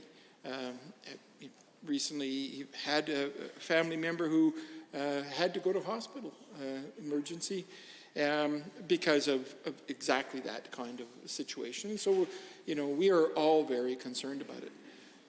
I remember one particular incident that was sort of resonated for me for many years, and that is back in the 1990s when I was working an NDP campaign in what is now called Edmonton Riverview. A gentleman came in and sat in our campaign office, and I noticed, although it was March, he didn't have a jacket on and he was wearing slippers. And so we kind of approached him and, can we help you, as you do when someone comes into a campaign office? And it became apparent that he wasn't there for the campaigning purposes. And so we said, well, would you like a ride home or something? And because I was concerned he didn't have a jacket on. And he said, oh, sure, that'd be very nice. So I said, hop into my car. Got into my car, and we were just by the university, and I said to him, so where is it that you live? And then he identified a World War II camp that used to exist near the university as his place of residence, at which point I realized this was an individual who was not cognitively aware and believed himself to be living in an era that was, at that point, 50 years old. It just so happened that I do know about the Veterans Center near the university, just south of the university, and I suspected that someone wearing slippers and without a jacket had probably wandered away from that center. And indeed, I drove the individual over to the Veterans Center, and they had not even been aware that this individual had left the center. So this is the type of circumstance we're talking about today, where people are clearly vulnerable, and they certainly need to be taken care of. And that's the kind of thing I think that we should be doing. And I'm increasingly worried about these because of some of the context within which we are seeing this bill being brought forward, the context of the behaviors of this government over the last number of years.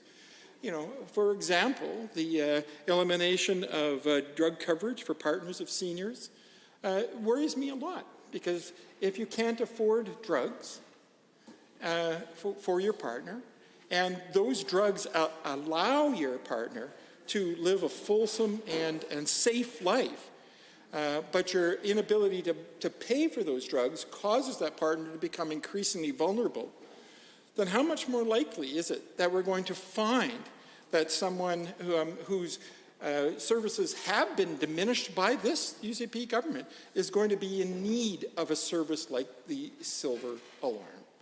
And I am very discouraged to find the government wanting us to speak to supporting the silver alarm, which obviously I do. Very, very happy that there is an outlet for those circumstances where something negative happened. But I'm very concerned if the government is actually creating the circumstance under which the likelihood of needing that service is going to increase. And I think the government has continued to do that in a variety of ways. And I think that's an inconsistent philosophical place for the government to be taking. For example, the government has eliminated the seniors advocate position in this government, a position that's been around for a number of years, and they didn't see right to follow that up.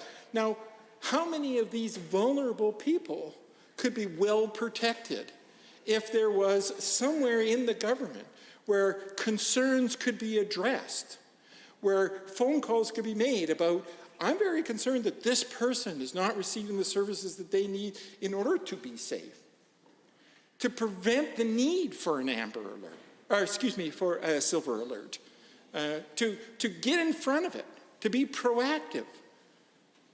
We certainly could have used a seniors advocate who would ensure that all of our seniors are well taken care of in appropriate facilities with appropriate services and getting appropriate services in their home. Had all those things existed under this government, which it does not, Had those things existed, how many times could we save ourselves from having to go to the end resort activity of putting out a silver alert? That's the kind of concern I'm concerned about. That's the context we have to understand when we look at this government wanting us to support silver alert, but then not philosophically staying with the concern of the protection of seniors in the rest of their behavior. And I think that is a deep concern, and therefore legitimizes the members on this side spending time talking about the context. Legitimizes the members saying in this House what we all know, and that is, if you create the structures that increase vulnerability for seniors, you're going to increase the need for some kind of a after-the-fact intervention, such as the silver alert. And we know this government has done a variety of things to increase that vulnerability and that risk. I have within my constituency, for example, a seniors residence, Southside Care, that has recently had a reduction in the number of beds available. And given the increasing population that we have in the seniors area, that is a real serious concern.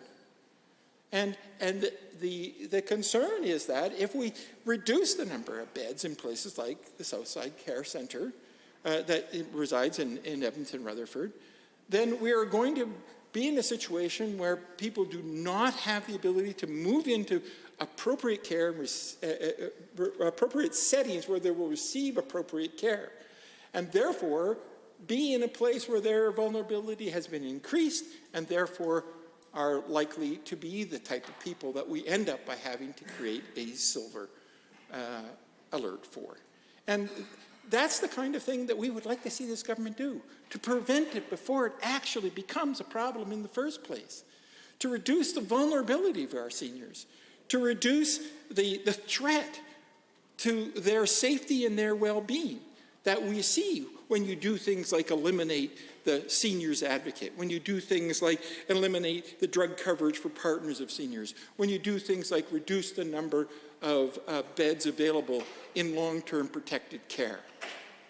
Those are the things that are deeply concerning on this side of the House.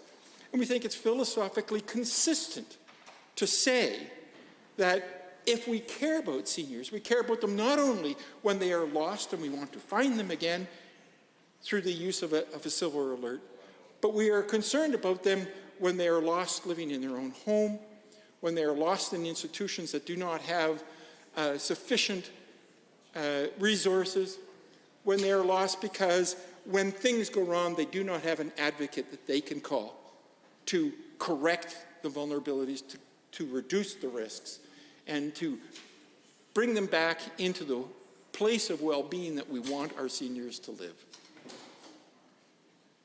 Now, some of us in this House are a little bit more worried about those seniors' issues, as we're a little bit closer to it than others. But I think it's really important that all of us in this House take the time to evaluate what is our position as a society with regard to our elders. Do we, as a society, have a responsibility to ensure the well-being of our elders? The honourable member for Edmonton Manning. Well, thank you, Madam Chair, and this is actually my first opportunity to speak to Bill 204. And so I do have some questions in relation to how the bill was drafted and why some changes were made in relation to a pre-existing Bill 10 that was actually taken to a community and some consultation was done on that bill. Because some concerns were raised in regards to respecting the Missing Persons Act, disclosure of information by police to public, and a couple of other topics that I haven't seen addressed necessarily or heard being addressed through debate. And again, in fairness, this is my first time speaking to it, so if there are answers to my questions, I would be more than happy to hear from the member of the government being able to maybe clarify some of these questions. So one of the things that happened in Bill 210 that was passed in 2017 was that there was an opportunity and an ability for this not to just impact seniors, but also to support individuals that may be dealing with some type of mental health concern, and the police then being able to issue an alert because of that. So it wasn't necessarily just related to a 55 plus, but it could be someone that could be, who may be known to a family members who have some mental health concerns, that people would be relatively concerned about their safety and well-being, and needing to be able to find them as soon as possible to ensure that their health was being addressed. Now, my understanding is that the definition of a mental disorder has been removed from the bill, and then it limits the silver alert to only being for those at the age of 55 and over. So my concern is that I have had actually a few situations in my riding where adults, young adults in their 20s, have had some mental health disorders that they've been dealing with, diagnoses that they have, and unfortunately they have left the home and have gone missing. And of course my riding has a little bit of an urban setting, but mostly has lots of farmland, and then of course the river valley along the Fort Saskatchewan. And so it's concerning because there's an ability to wander in my riding and get lost, and lots of people, there's not a lot of population in certain areas of my riding for people to see if someone is wandering down the road without a coat on or any of that kind of stuff. And so to see this removed, what ended up happening for this one particular family in my ridings, they ended up having to have to put up billboards in the neighborhoods with this person's picture on, a phone number that they had come up with, asking for people to call, Facebook, using social media as much as they could. But of course, had there been an ability for an alert to go out, the opportunity to maybe share that information would have been, well, more efficient and would have gotten out to a lot more people. I think, you know, when we look at these alerts, and I think we can all acknowledge that we are very familiar with the alerts given last week or the week before, when we all got about 8 or 10 alerts all within like 30 seconds of each other, and nobody was quite sure what was going on, but the test apparently worked. Too efficiently, some would say, probably.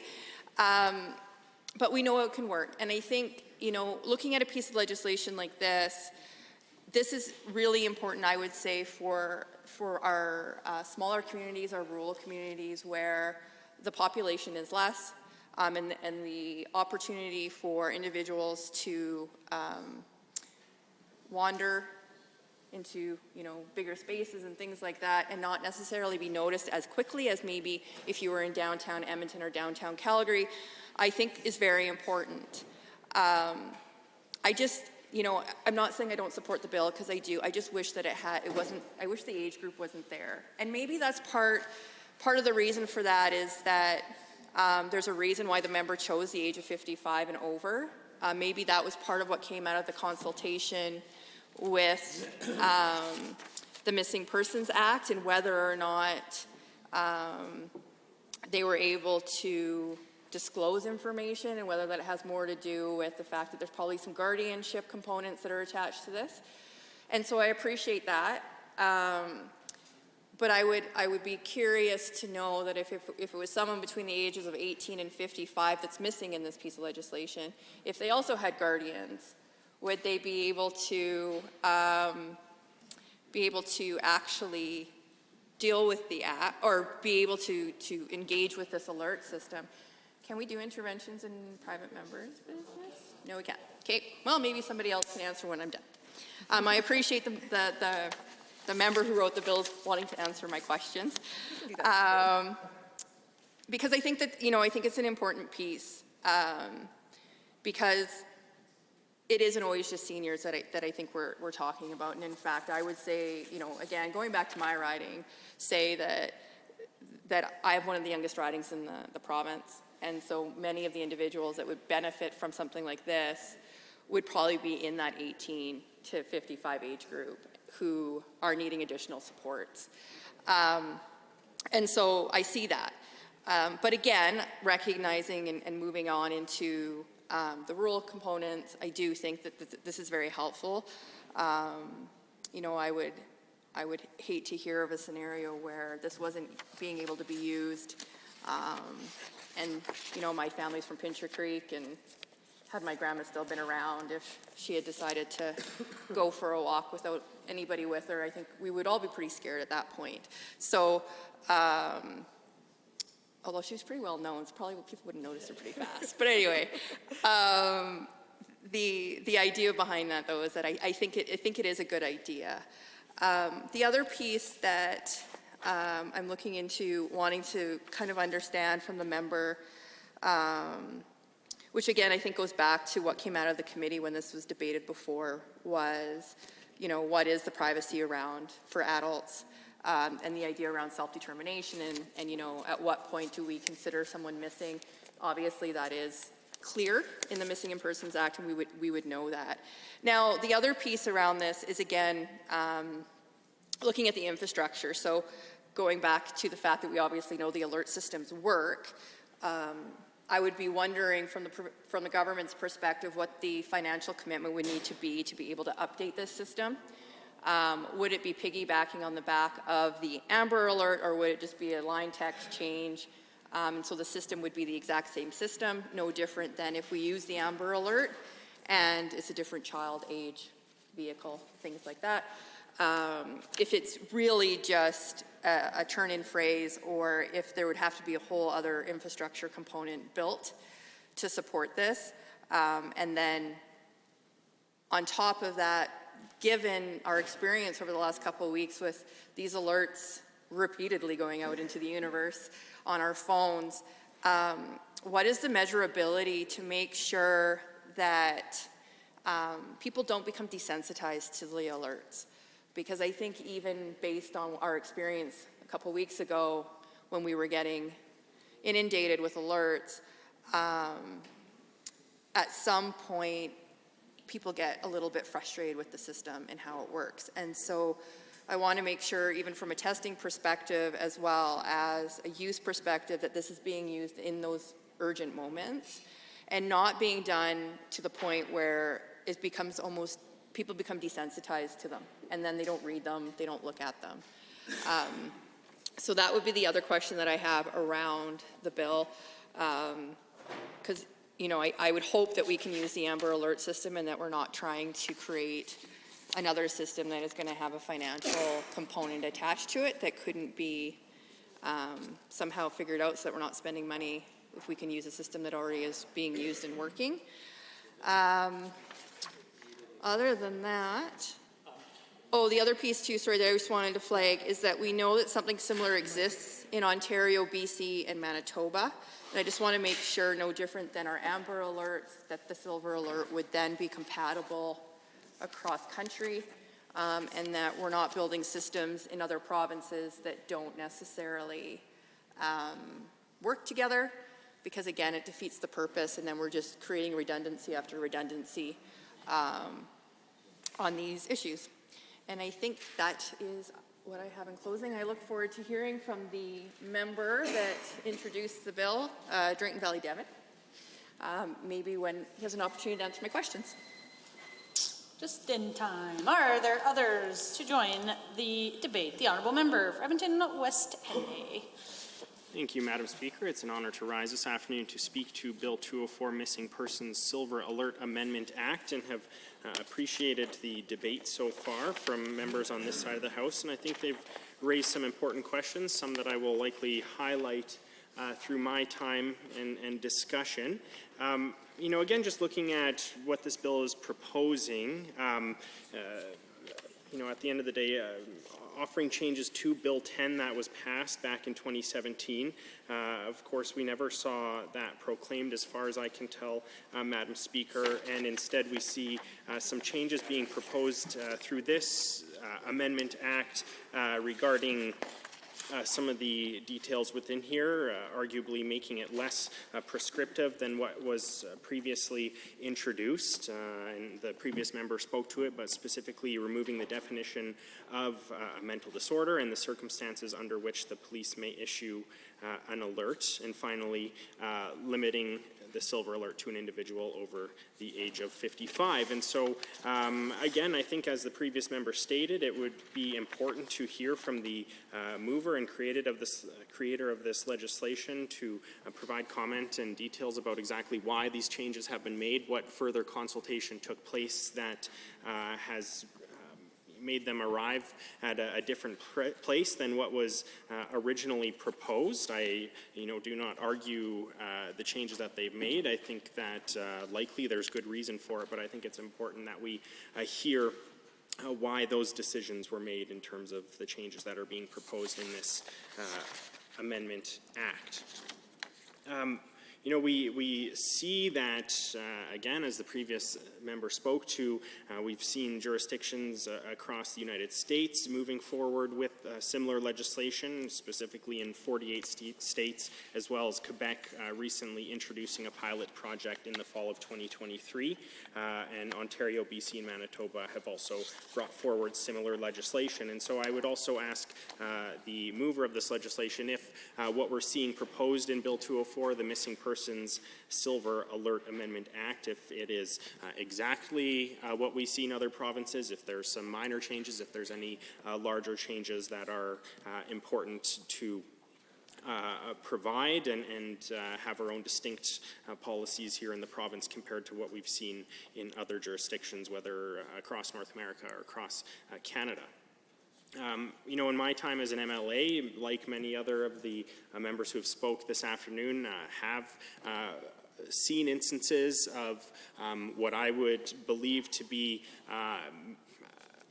somebody in my community that would likely meet the criteria of a silver alert. And so thinking back to those situations and how concerning it is for the family of a senior or a member of our community that has went missing, for potentially the support staff who may or may not have been in charge of keeping them safe and ensuring that they were in a specific location, and just in general the broader community and the concern there. Just about ensuring that the people that live in that community are protected and safe. In general, I think those are all important things that we should aim for, and things that we also need to measure. Before this legislation was introduced and following the implementation of this legislation and this Amendment Act, if it is passed. Some questions that I have, and hopefully this came up through the consultation process, but I would be interested to find out if there is a breakdown of where the majority of these cases are happening, the majority of cases that would meet this criteria of a silver alert, if it's primarily happening in long-term care setting, if it's primarily happening in community, home support being provided to a senior potentially, where we are most likely to see this, if there is a breakdown that the member or the government is able to provide, or even anecdotes. Madam Chair, or Madam Speaker, I suppose would suffice at this time, but I'd be interested to find out if there is quite a difference between when this is happening and where it's happening overall. I think that question would lead back to some of the discussions that we've heard from members this afternoon, and very likely through previous discussions about the need to ensure no matter where a senior or any Albertan is getting supports, that they are getting adequate supports. And again, this goes back to the idea that I've heard again and again, and concerns that have been raised throughout my last 8 years representing many seniors in Edmonton West Henday. We have a number of long-term care facilities, as well as seniors receiving supports in their own home and in their own community.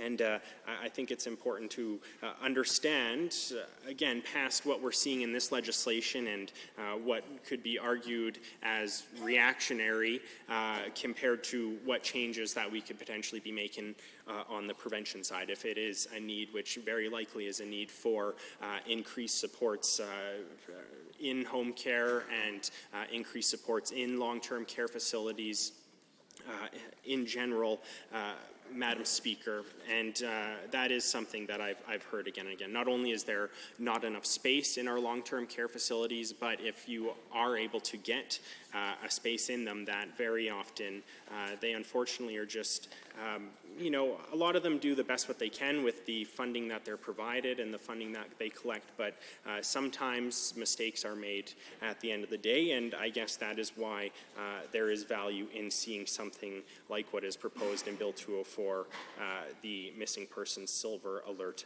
Amendment Act. Beyond hoping and looking for a breakdown of where the majority of these situations are happening, whether it's you know, a senior who is stepped out of their home and is potentially lost, if it is a senior that is you know, left their long-term care facility. I'm hoping that the member or the government is able to provide how many cases Alberta traditionally sees year to year that would likely meet the criteria of what is being proposed in Bill 204 and likely meet the criteria of having a silver alert put out to the public. If that number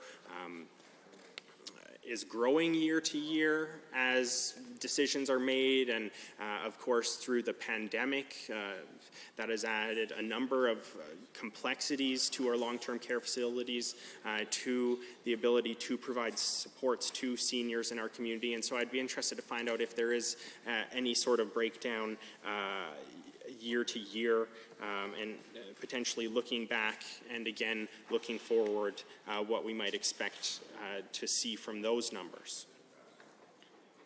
As the previous member and many other members have brought forward, looking for a cost analysis of this legislation. Again, I am in full support of what we're seeing proposed in Bill 204, but I think that it's always important that we look at the effectiveness of a program based on the cost. And again, not arguing at the effectiveness of this program, but we need to ensure that if we are putting forward legislation like Bill 204, that the money is best spent in a reactionary way in this instance compared to putting that money forward into prevention. And again, I wouldn't argue that, but I think it's valuable that we have an understanding of the cost breakdown, where those funds are going to come from, etc. And so, Madam Speaker, I want to be careful because I do appreciate that you have put forward a number of I don't want to say warnings, but for lack of better terms, Madam Speaker, but I think that we do have to look at the way that we support our seniors overall in general.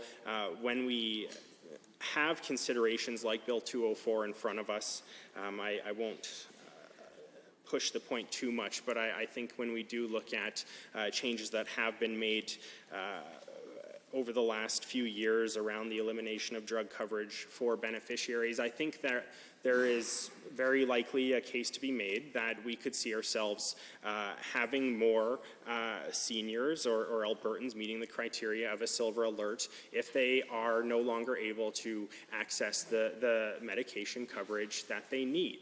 And so I think that it's just a part of the bigger conversation, that it needs to be discussed, that all changes that have been made, whether it be under this government, under previous governments, around the way that we support our seniors, that they are very much relevant and that they do provide a better picture of what is being proposed. Because at the end of the day, thank you, Madam Speaker.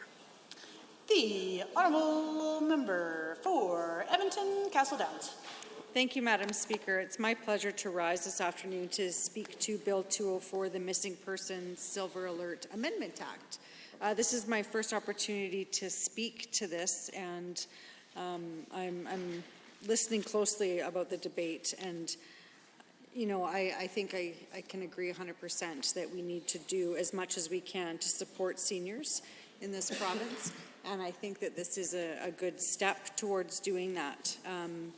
I know that we have, here in Alberta, we have the Amber Alert system, which is for children, and I've seen as a social worker a few instances where that has resulted in some incredible responses from the community, from the police, from those that are all alerted to this to make sure that a child is located safely. And so I've seen the success firsthand of that. And so the intent of this legislation with Bill 204, I think, is to make sure that when someone, I believe they've aged 55 or older, is missing, that they meet certain criteria, and then an alert can be issued. Now, I think when we're talking about this bill, there's a few questions that I have that I'm hopeful will be addressed. I'm curious why the age, why 55, where that number came from. I know that there's individuals that are younger, that have early onset dementia, and could benefit from this legislation if something unfortunate happened to them and they were missing and their loved ones determined that, you know, an alert needed to be issued. So I'm curious how the age 55 was determined when it came to this legislation. I'm also curious about why the definition of mental disorder was removed. I think when police are looking at the criteria to issue an alert, the more detail and definitions that we can provide, the better. I've watched in court cases where people have come forward requesting from the courts a secure regarding either a youth or an adult, and having a clear definition is definitely helpful for those that are making the decisions, because we saw numerous requests coming forward to the courts to have some of these certificates issued, but they didn't meet the criteria. And so when a definition is available, I would argue that that is a lot more user-friendly for those that are making the decisions, because when an alert is issued, it is important, and it's something that we want to make sure that Albertans are paying attention to when they get that alert on their phone. I know that it's a fine line between someone's privacy and someone's personal information and an individual, an adult's self-determination. There's many criteria that come into place, and so when someone's coming forward and arguing that a silver alert needs to be issued, it's beneficial to have a very clear, concise definition of what that could mean. I know I've spoke to many people that are in situations right now where they have their aging loved ones at a place where they need more supervision, they need more assistance, and caregivers are really struggling with what to do. We've watched a system from this government of lack of support to seniors, and we're hearing from families that they're feeling overwhelmed. They're feeling burnt out when it comes to caring for seniors. And they have this awful circumstance that they've described as being not able to meet their loved one's needs in their home. There's lack of resources and supports for home care, but also really struggling with having their family member go into a longer-term facility, despite knowing that the level of care is needed, that they are at high risk for being someone that could require a silver alert. And so when we're talking about ways to support seniors, I think the conversation it needs to be bigger, Madam Speaker. And I think that having a Silver Alert Amendment Act is definitely a positive step. We want to make sure that seniors are safe. We want to make sure that the community is engaged in ensuring their safety. We know that when an Amber Alert comes out, everybody gets a notification and a description, and people are paying attention. People do not want to see a child at risk or hurt, and I believe that the same is true for seniors. And so when we're talking about the resources and supports to help diminish the need for a silver alert, we need to talk about the bigger picture and what sort of services and supports are being supported. And throughout this term of this government, we've seen those supports be significantly decreased. We watched through the pandemic devastating impacts on seniors, with so many being exposed unnecessarily to COVID and to other heartbreaking scenarios where families are at a place where they're struggling what to do with their loved ones.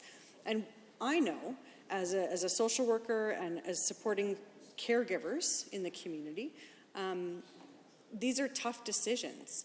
And so when we're looking at ways to support seniors in Alberta, it needs to be a broader conversation. Why are there lack of supports for seniors? Why is there no longer a seniors advocate? Those are the conversations that we're having at the doors. Those are conversations that I know are happening around kitchen tables all across the province. I've heard a devastating story about a family friend's great aunt who is, I believe she's in her early 80s, and she is struggling with some significant memory issues, dementia, Alzheimer's, and the amount of care that is required is when she's awake. She needs to be supervised. And she's a significant risk to herself without intending to be, because she has no idea of where she is, who's around her, her loved ones, etc. And she's afraid, Madam Speaker. And so when trying to have conversations with her great aunt, she said it's heartbreaking, because if she was to leave the floor of the unit that she's on, they don't believe that she would ever find her way back. And without assistance of the community, it could be a really devastating situation. They were quite worried about her when it was quite cold, because she liked to be outside, but she needed constant supervision. And so there was family conversations about what that could look like, what that quality of life was for her. Was it better for the family to bring her into their home, where they were hopeful that there would be some form of normalcy, or if she should stay in the facility that she was at? Because it was a very, very real fear that if she left the facility, that she would be at risk of needing a silver alert. And so these are conversations that I know people are having when it comes to their loved ones and the seniors. And so I'm just curious what the intention around the age, like I said, is of this piece of legislation, and making sure that it doesn't contravene with the Missing Persons Act. I know that there's some conversations that we're having here in the Ledge talking about these things, but I would really hope that we can get some clarity around that, because this is a piece of legislation that I really want to support. I think when we're talking about making steps to ensure that seniors are at a decreased risk if they go missing, we need to come together to support that. I'm not sure that all of the information has been clarified in this piece of legislation. And like I said, a definition of mental disorder, I think, would be incredibly important when it comes to those making the decision of whether or not to issue an alert. Because there are circumstances that I've seen when it comes to issuing alerts regarding children that it's a tough criteria to determine what is at the best interest of that individual. Thank you so much, Madam Speaker. Are there others to join the debate? The Honourable Member for Calgary, Bular-McCall. Thank you, Madam Speaker, and I rise to speak to this Bill 204, Missing Person Silver Alert Amendment Act, for the second reading.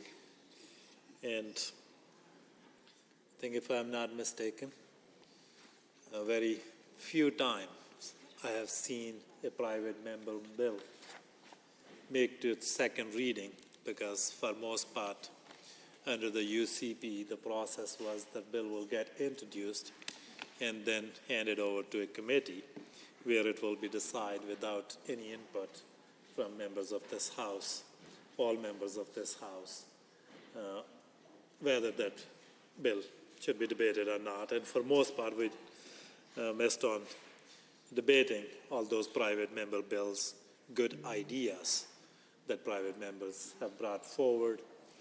So this is one such bill which comes with a good idea that what we can do to make sure that those who are at risk of going missing, there is some process in place that will make sure that they are safe. And in all our ridings, in our communities, seniors are a vital part of our communities. In the constituency I represent, has also a considerable number of seniors living in that. There are quite a few senior serving organizations as well.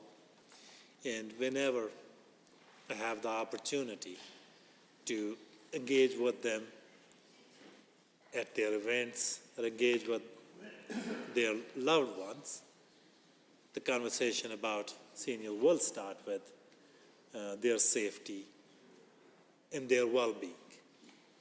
Because as my colleague from Edmonton, Rutherford, said, that when we grow older, which we all do, our needs change, and those changes do impact our safety needs as well.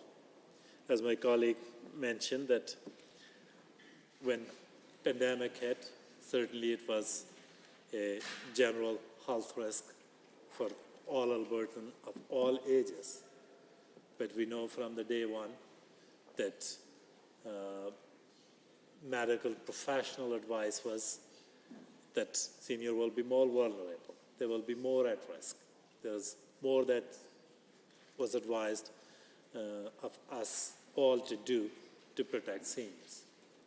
So their safety is an important concern, and that's what this bill is trying to help with, in at least one way, by creating a silver alert so that those who are vulnerable or at risk of going missing, there is some process in place that will make sure that they have some help that will be available to them.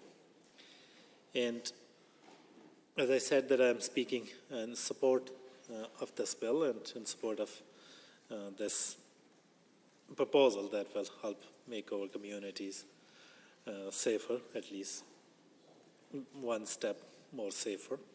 But we do have some questions about this legislation. We do know that the same or similar bill was brought forward before, and it was not proclaimed. And at that time, I think one of the reasons that was noted for not proclaiming that piece of legislation was that there were concerns that it could give police information not collected in accordance with the Missing Person Act. So we do want to know, need to know, that what steps, if any, were taken to make sure that that concern was addressed, and what assurances member has received or member can provide this House and Albertan that this bill will not be in contravention of the Missing Person Act. And other concern that was raised was with respect to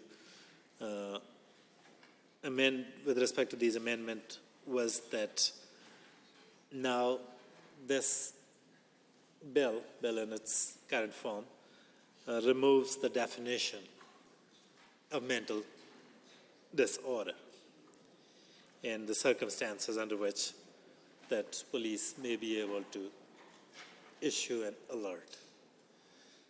I do understand that it's a difficult topic in coming up with a definition which will cover a range of mental health concerns, issues. It's difficult, but as was mentioned by my colleague from Edmonton. Member, I hesitate to interrupt, but according to Standing Order 8, the mover of the bill has 5 minutes to close us out. The Honourable Member for Drayton Valley, Devon. Thank you, Madam Speaker.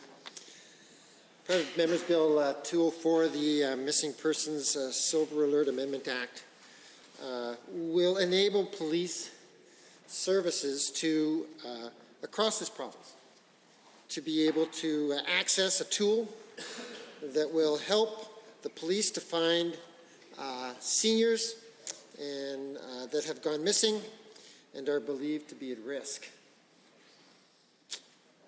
I'm grateful for the members of the legislature that have stood and have spoken to this bill in second reading and have provided some insights and some questions that they may have as we move on to the next stage, which would be the Committee of the Whole.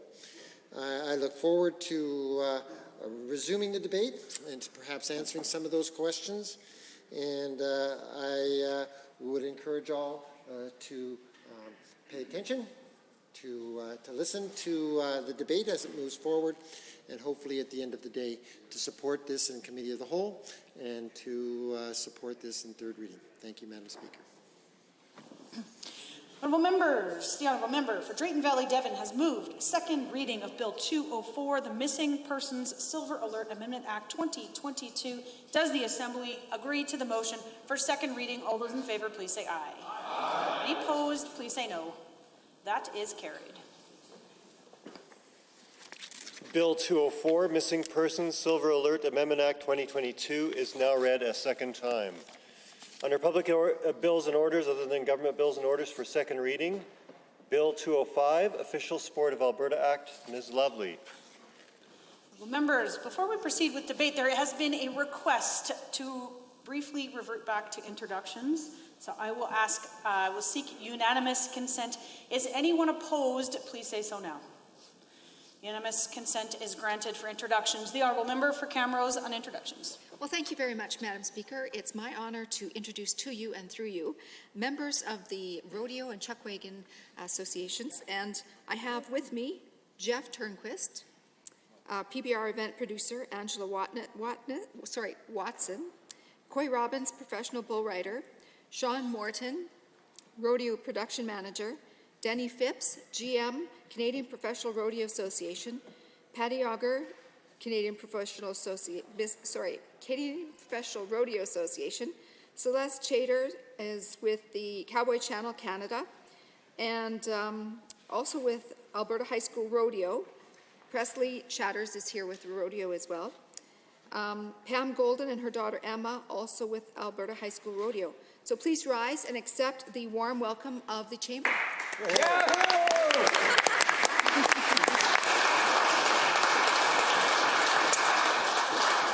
Welcome, welcome. Are there other introductions?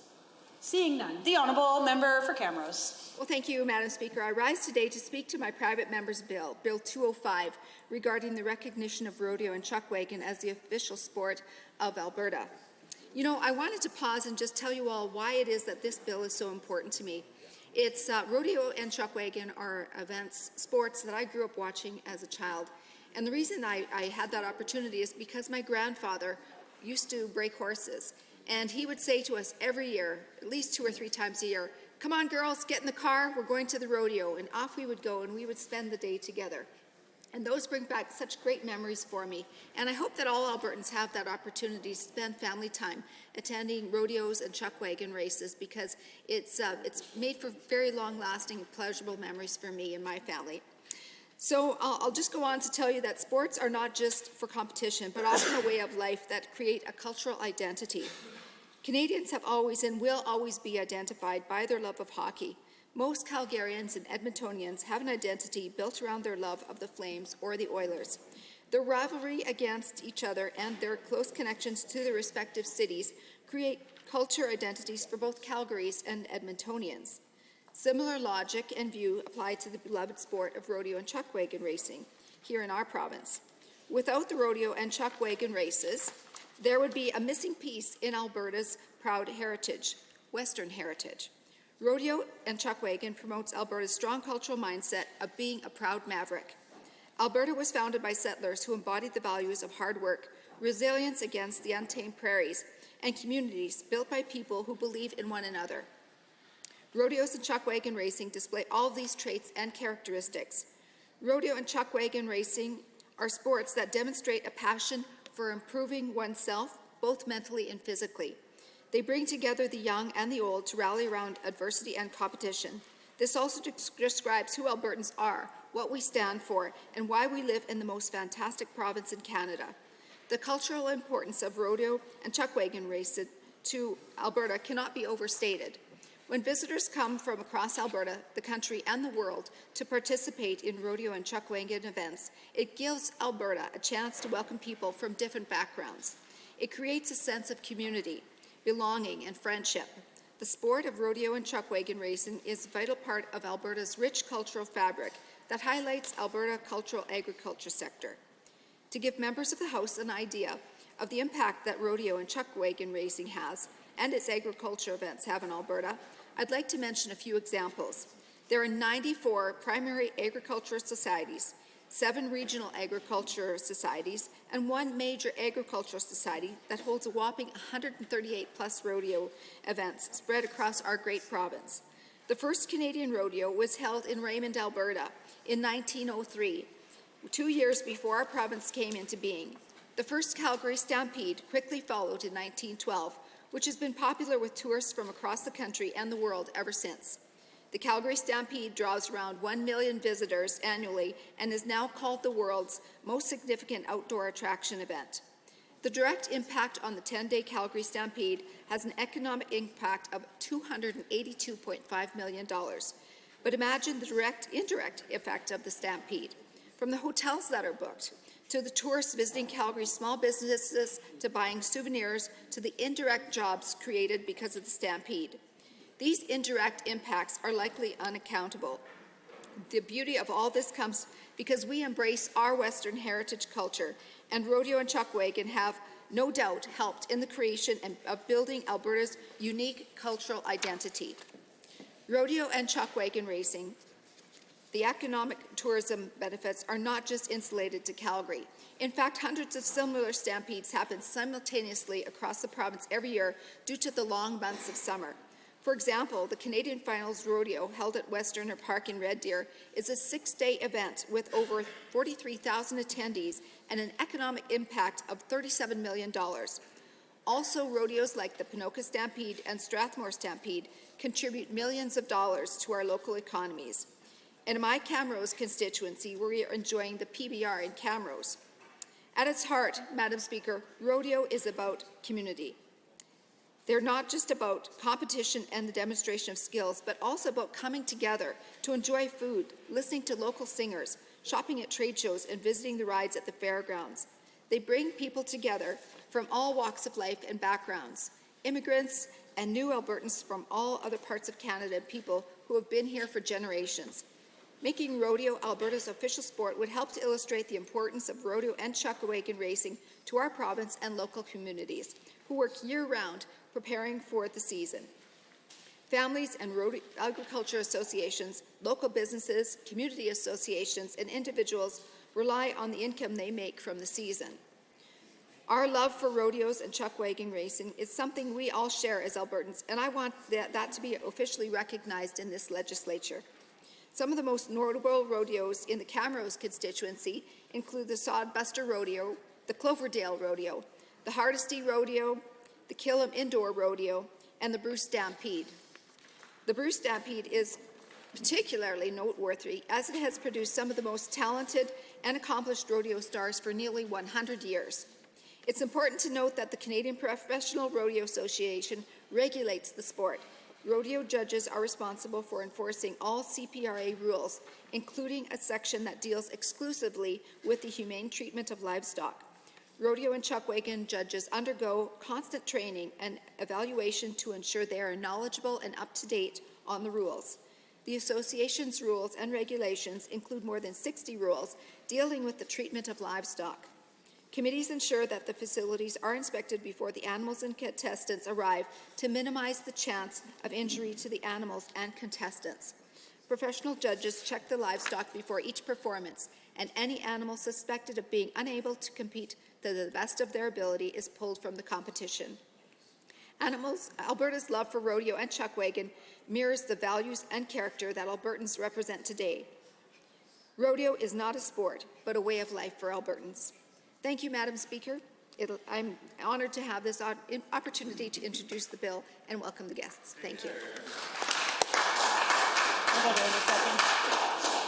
Honourable member, can I just have you stand back up and say you move second reading? I move second reading. Perfect. Thank you. The honourable member from Tynecastle Downs. Thank you, Madam Speaker.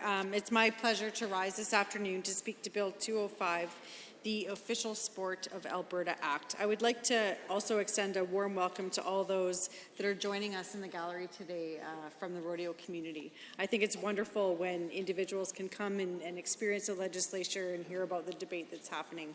I too have a strong connection with rodeo. I grew up in Whitecourt, Alberta, and my parents had many friends from childhood that participated in rodeo. They were athletes from bull riding to barrel racing and calf roping, and I have very, very fond memories as a little girl traveling all across the Alberta rodeo circuit, cheering on some of these athletes from Sangudo, Marithorpe, Boyle. It was just a great experience, and I was very fortunate, Madam Speaker, to be able to sit as a board member at Northlands and participate in some of the behind-the-scenes stuff that was happening around the CFR specifically. And so I'm very grateful for rodeo and the contribution that it made in my life upbringing. And so it's wonderful to have these conversations and talk about a key piece of Alberta's culture and history. And I couldn't agree more that there's so many wonderful memories that come out of rodeo, and being able to talk about it is incredible. I mean, when you travel, if you go down to Vegas for the rodeo there's lots of Albertans there, and they're well represented. And I can say with pride that, when you're around the community, the pride that comes from so many family and friends that have athletes involved in rodeo is spectacular. On the other side, Madam Speaker, I am the culture critic, and I represent all sport across this beautiful province. And I have some questions that I hope that will be answered through debate in the House. I think that rodeo is absolutely an identity when it comes to Alberta's culture and history. But I question why it was chosen at the exclusion of so many others. Not to say that I don't support it, not at all. I just have heard from so many organizations in sport that questioned who was consulted when this came to be. I know that there's a great hockey community in the province. There's lacrosse, there's soccer, there's basketball, there's baseball. And I would like to know, were these organizations consulted? We have Alberta representatives from soccer, from basketball, hockey. I'm curious if they had a consult in terms of when the sport was being determined for the province. I know that if they haven't been consulted with, is there plans to consult with them? I feel like when we're talking about an official sport for the province, we have to include some of those major players. Part of my childhood was rodeo, absolutely, but I also spent a lot of time in arenas all across the province, both as a figure skater myself and supporting my brother's hockey. We played in barns all over Alberta, and it was part of our life. And I know that it's a part of many Albertans' life, as is soccer. I know that soccer is huge in the province. We have so many that play, and to not have those sort of organizations at the table is a bit concerning. I've heard that some are feeling left out. They're not feeling like they've been included in the conversation about selecting a sport for the province. And I would like to hear from the honourable member that brought this forward what that consultation looked like, whose voices were at the table, and how was it determined that rodeo was selected. I think that Alberta is a very, very diverse province, and I think we have so much going for us when it comes to sport. I would hope that the honourable member took opportunity to speak to the many, many levels of sports that's represented all across the province. When it comes to reporting activities in the province, as the culture critic, it's something that I look at. It's something that I see as being very important when we talk about targets and looking at ways to include activities, physical activity, to Albertans. And I know it's broken up into two categories. We look at adults and we look at children. And so when we look at participation from a government report from 2018-2019, it states that the adults that participated in organized sport activities, 22.7% played hockey, 16.3% played soccer, 11.5% played golf, and 10.7% played basketball, and 10.2% were involved in curling. Now, the report did not identify rodeo as a common sport of interest and or participation. And so I'm hopeful, Madam Speaker, that government consulted with those adult activities that were reported in the report, as they were the most identified participation from Alberta adults. And I would hope that there was a robust conversation with those organizations. When it comes to adults and children that participated in organization or sport activity, 33.3% of children played soccer, 25.4% played hockey, 19.9% swam, 19.2% played basketball, and 17.5% played baseball. And again, there's no mention of rodeo in the government report. And so I question, when it came to determining the designation of Alberta's official sport, who was at the table to have these conversations? And how was it determined? Was it determined on activity? Was it determined on access? Was it determined on longest sport in the province? I'm just not clear how it came to be named as the official sport. I know that a decision like this requires a great deal of consultation. I know that when we are standing up for what we believe the official support or the official sport should be, it's important to have rodeo at the table, but it's also important to have other organized sports at the table. And just listening to the conversations that are happening within the sports community, that doesn't seem to be the case, Madam Speaker. There's many that have felt ignored by this government. They've felt a lack of support from this government. And they haven't been at the table for decisions about what their needs are, what supports they would like to see. And I certainly haven't heard from them that they were at the table to be consulted with when considering the designation of Alberta's official sport. And that concerns me because we have a government that has been making decisions without robust conversation. And it's troublesome when I'm hearing from community that their sport wasn't consulted with. And so I'm curious how it came to be that rodeo and chuckwagon was selected as the official sport. Now, when it comes to the way that this government has been introducing legislation, the other piece is why wasn't this included in the Alberta Emblems Act? We've seen this government take pieces of legislation and put through certain pieces and have opportunities to really combine the intention of legislation. And I would argue that the official sport could have been included in the Alberta Emblem Act.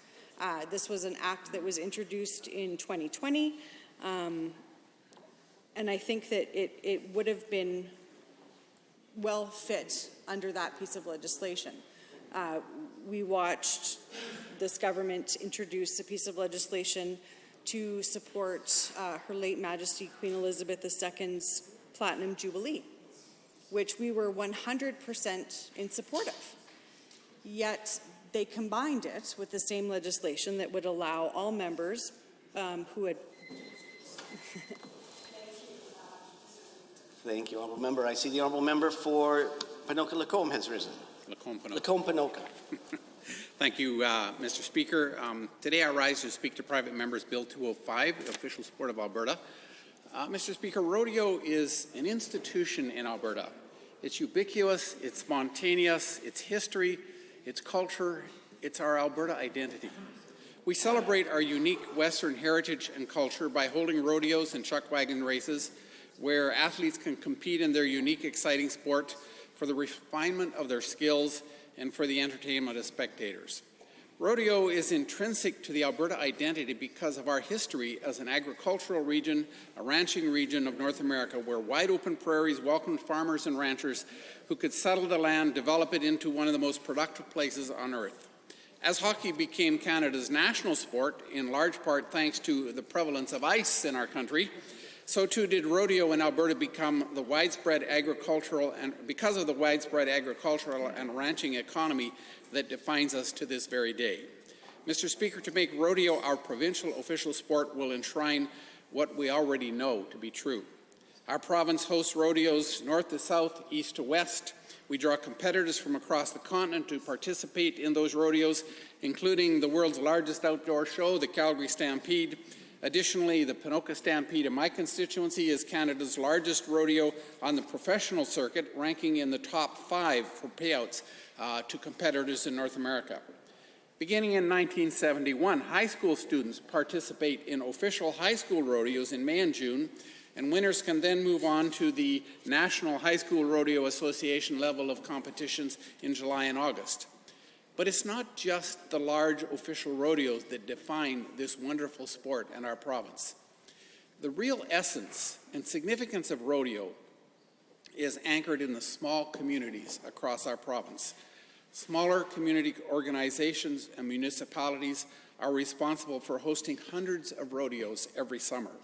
Children, seniors, and their families attend these events in community life. It's a rite of passage for rural children as they ride calves or chase greased pigs, meet friends, and teenage romances bloom at these events. As spectators, and that happens a lot, As spectators, volunteers, and participants, families from across Alberta enjoy the volunteer smaller rodeos hosted in their communities. The large ones drawing competitors from as far away as Australia, but it's the small ones where the life really happens. Rodeo is a central community event in rural Alberta, a family event for all ages and all backgrounds.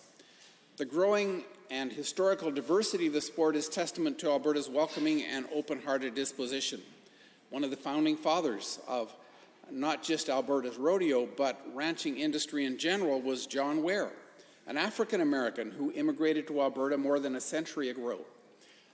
But more recently, I find it fascinating that, in fact, the very idea of recommending rodeo as Alberta's official sport came from a Calgary North member in the last couple of years who first raised this issue, an individual from Pakistan who came to Western Canada.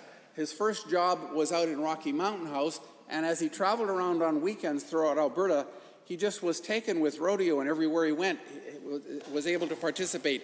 And so actually this very idea came from a recent immigrant, Pakistan Canadian, who saw what the rest of us just all take for granted.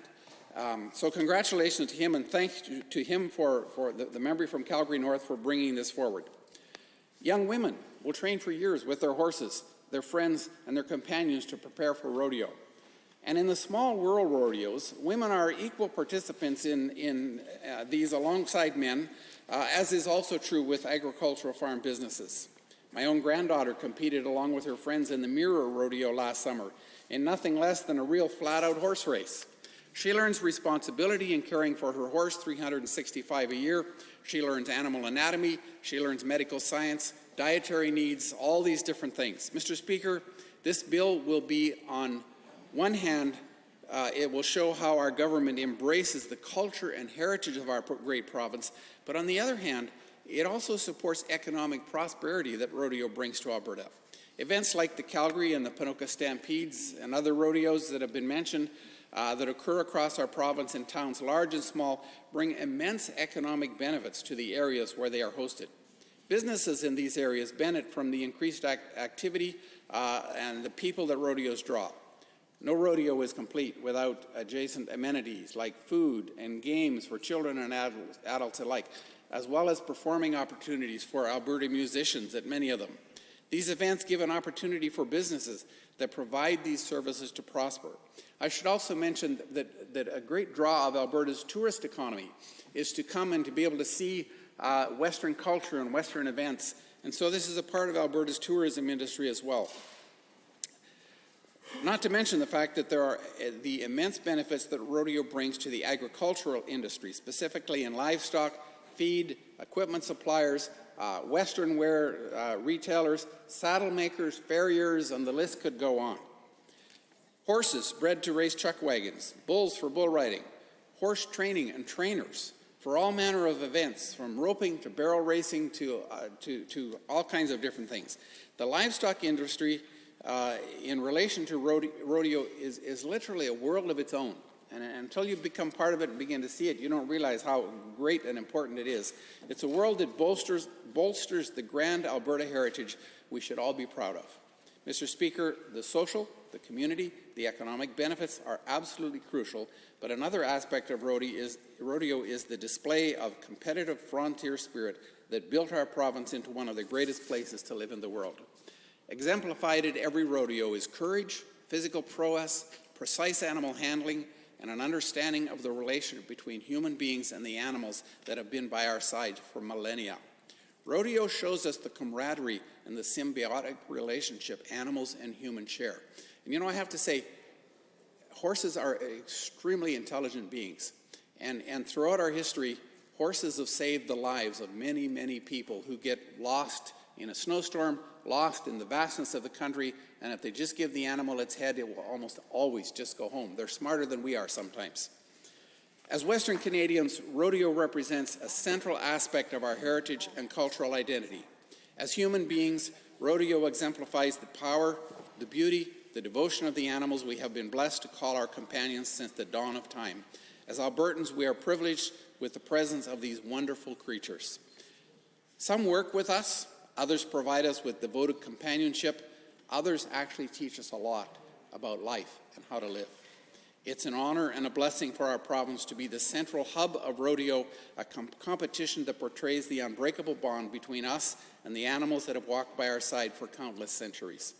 The community benefits of rodeo bring us closer together and strengthen the bonds between families and the culture they have inherited from their forefathers.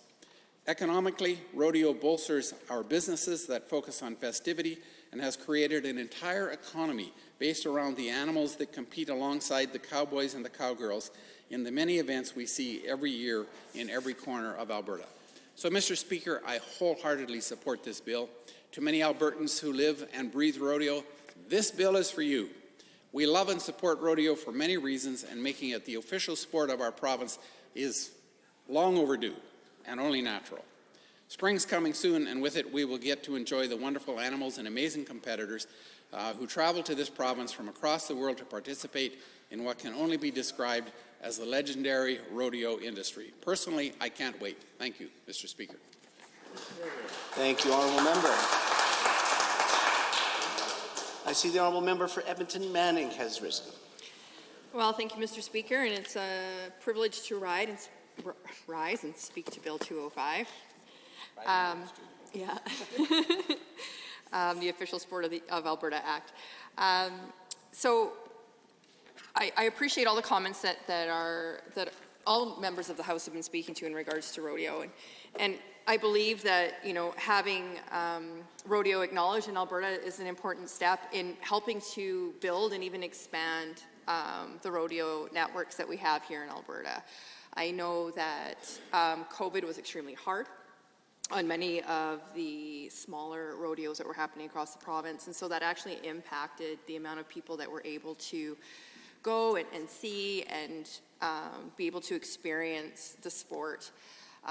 And in talking to some of my stakeholders, because I am obviously the egg critic, one of the things that has come up in regards to this piece of legislation is actually just how do we encourage and expand access to rodeo so that more people are participating in the sport, that more people have access to being an athlete in this area, and what are some of the things that we could do.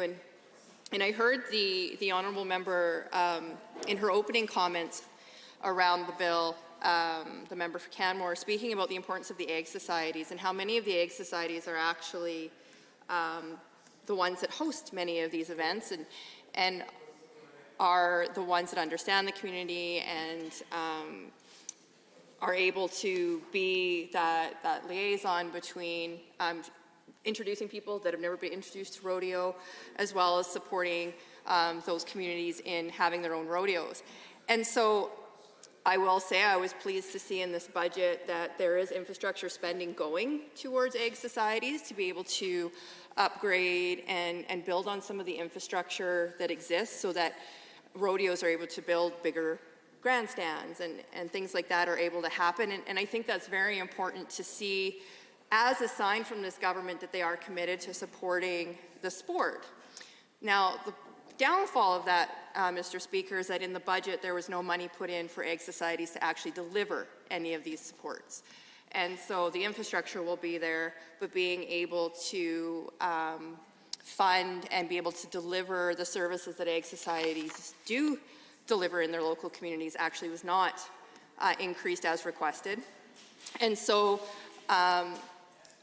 I find it a little bit disappointing because I look at this piece of legislation and I look at what the government is saying in regards to wanting to support rodeo. Well, the smaller egg societies that put on these rodeos don't receive a lot of financial support from the government. The Big Ten do. The Big Ten egg societies do. But it's those smaller local communities that we really want to be able to see the sport be supported and expand on. I think, I've been to the Ponoka Rodeo. It's a great event. It's very established. And it would be great to see some other communities around Alberta that may not be as big, may not be as established, to be able to do that. And so I would hope that the government would reconsider in their budget, making sure that egg societies actually have the assistance that they need to be able to provide those supports, because the infrastructure is not enough. They need the additional financial assistance to be able to put the event on. So that would be one feedback that I would encourage the government to look back and take back to their colleagues so that this can be a successful event across the province. The other piece that I think I really agree with actually the honourable member that just spoke before me was about the financial and the economic drive that many of these rodeos have for communities. I believe that being able to have these events go on brings people into smaller towns and communities and is able to help stimulate the economy in those areas. And I'm a big believer in that. And I think that it's important that that continue to happen and that we're able to support those events. And talk to the communities about what other opportunities there might be to be co-hosting around those rodeos to bring in even more attraction and opportunity for that rural economic development. Because I do believe that it's a good tool to start with. You have a rodeo, but then you look at what else can we bring? Can we be supporting a local powwow? Or could there be an opportunity to have a bigger expanded farmers market to support our local food and our producers in those neighborhoods, in those areas? What other opportunities can we be doing to create similar to what we see in some of the bigger and established rodeos where they have the week-long events? Are we able to support some other communities that are doing that? And what do they need to be able to make that happen? How do we expand the network and how do we repeat or emulate the things that go on at the Ponoka Stampede? Obviously, we can't compete with Calgary's, but there are opportunities to be able to look at supporting other areas to be able to do the same thing. So those would be some other things that I think as consultation continues to go on. I don't think that, introducing this bill and just saying, well, this is our provincial sport, if this bill were to pass, is sufficient. I think that if the government is serious about introducing a piece of legislation that makes rodeo the official sport, then we need to make sure that we are introducing and supporting that sport. So it has to be able to be expanding the sport, making sure infrastructure is there, providing education to people that may not have been exposed to rodeo before so that they want to attend and that they understand the history of rodeo. That they learn about the fact that the whole reason rodeo started was so that we could see the expertise that was used when handling animals and things like that, so that people who are from the city understand what is going on and then they want to attend. I think, looking at our 4-H clubs and being able to ensure that, they are also supported through many of these ag societies, are receiving the support that they need to support our younger people in still being involved in rodeo. And being able to get the experience and the access to even have an animal, I think is very important. And so there are many things that are connected to Bill 205 that can't just be simply the official sport is rodeo.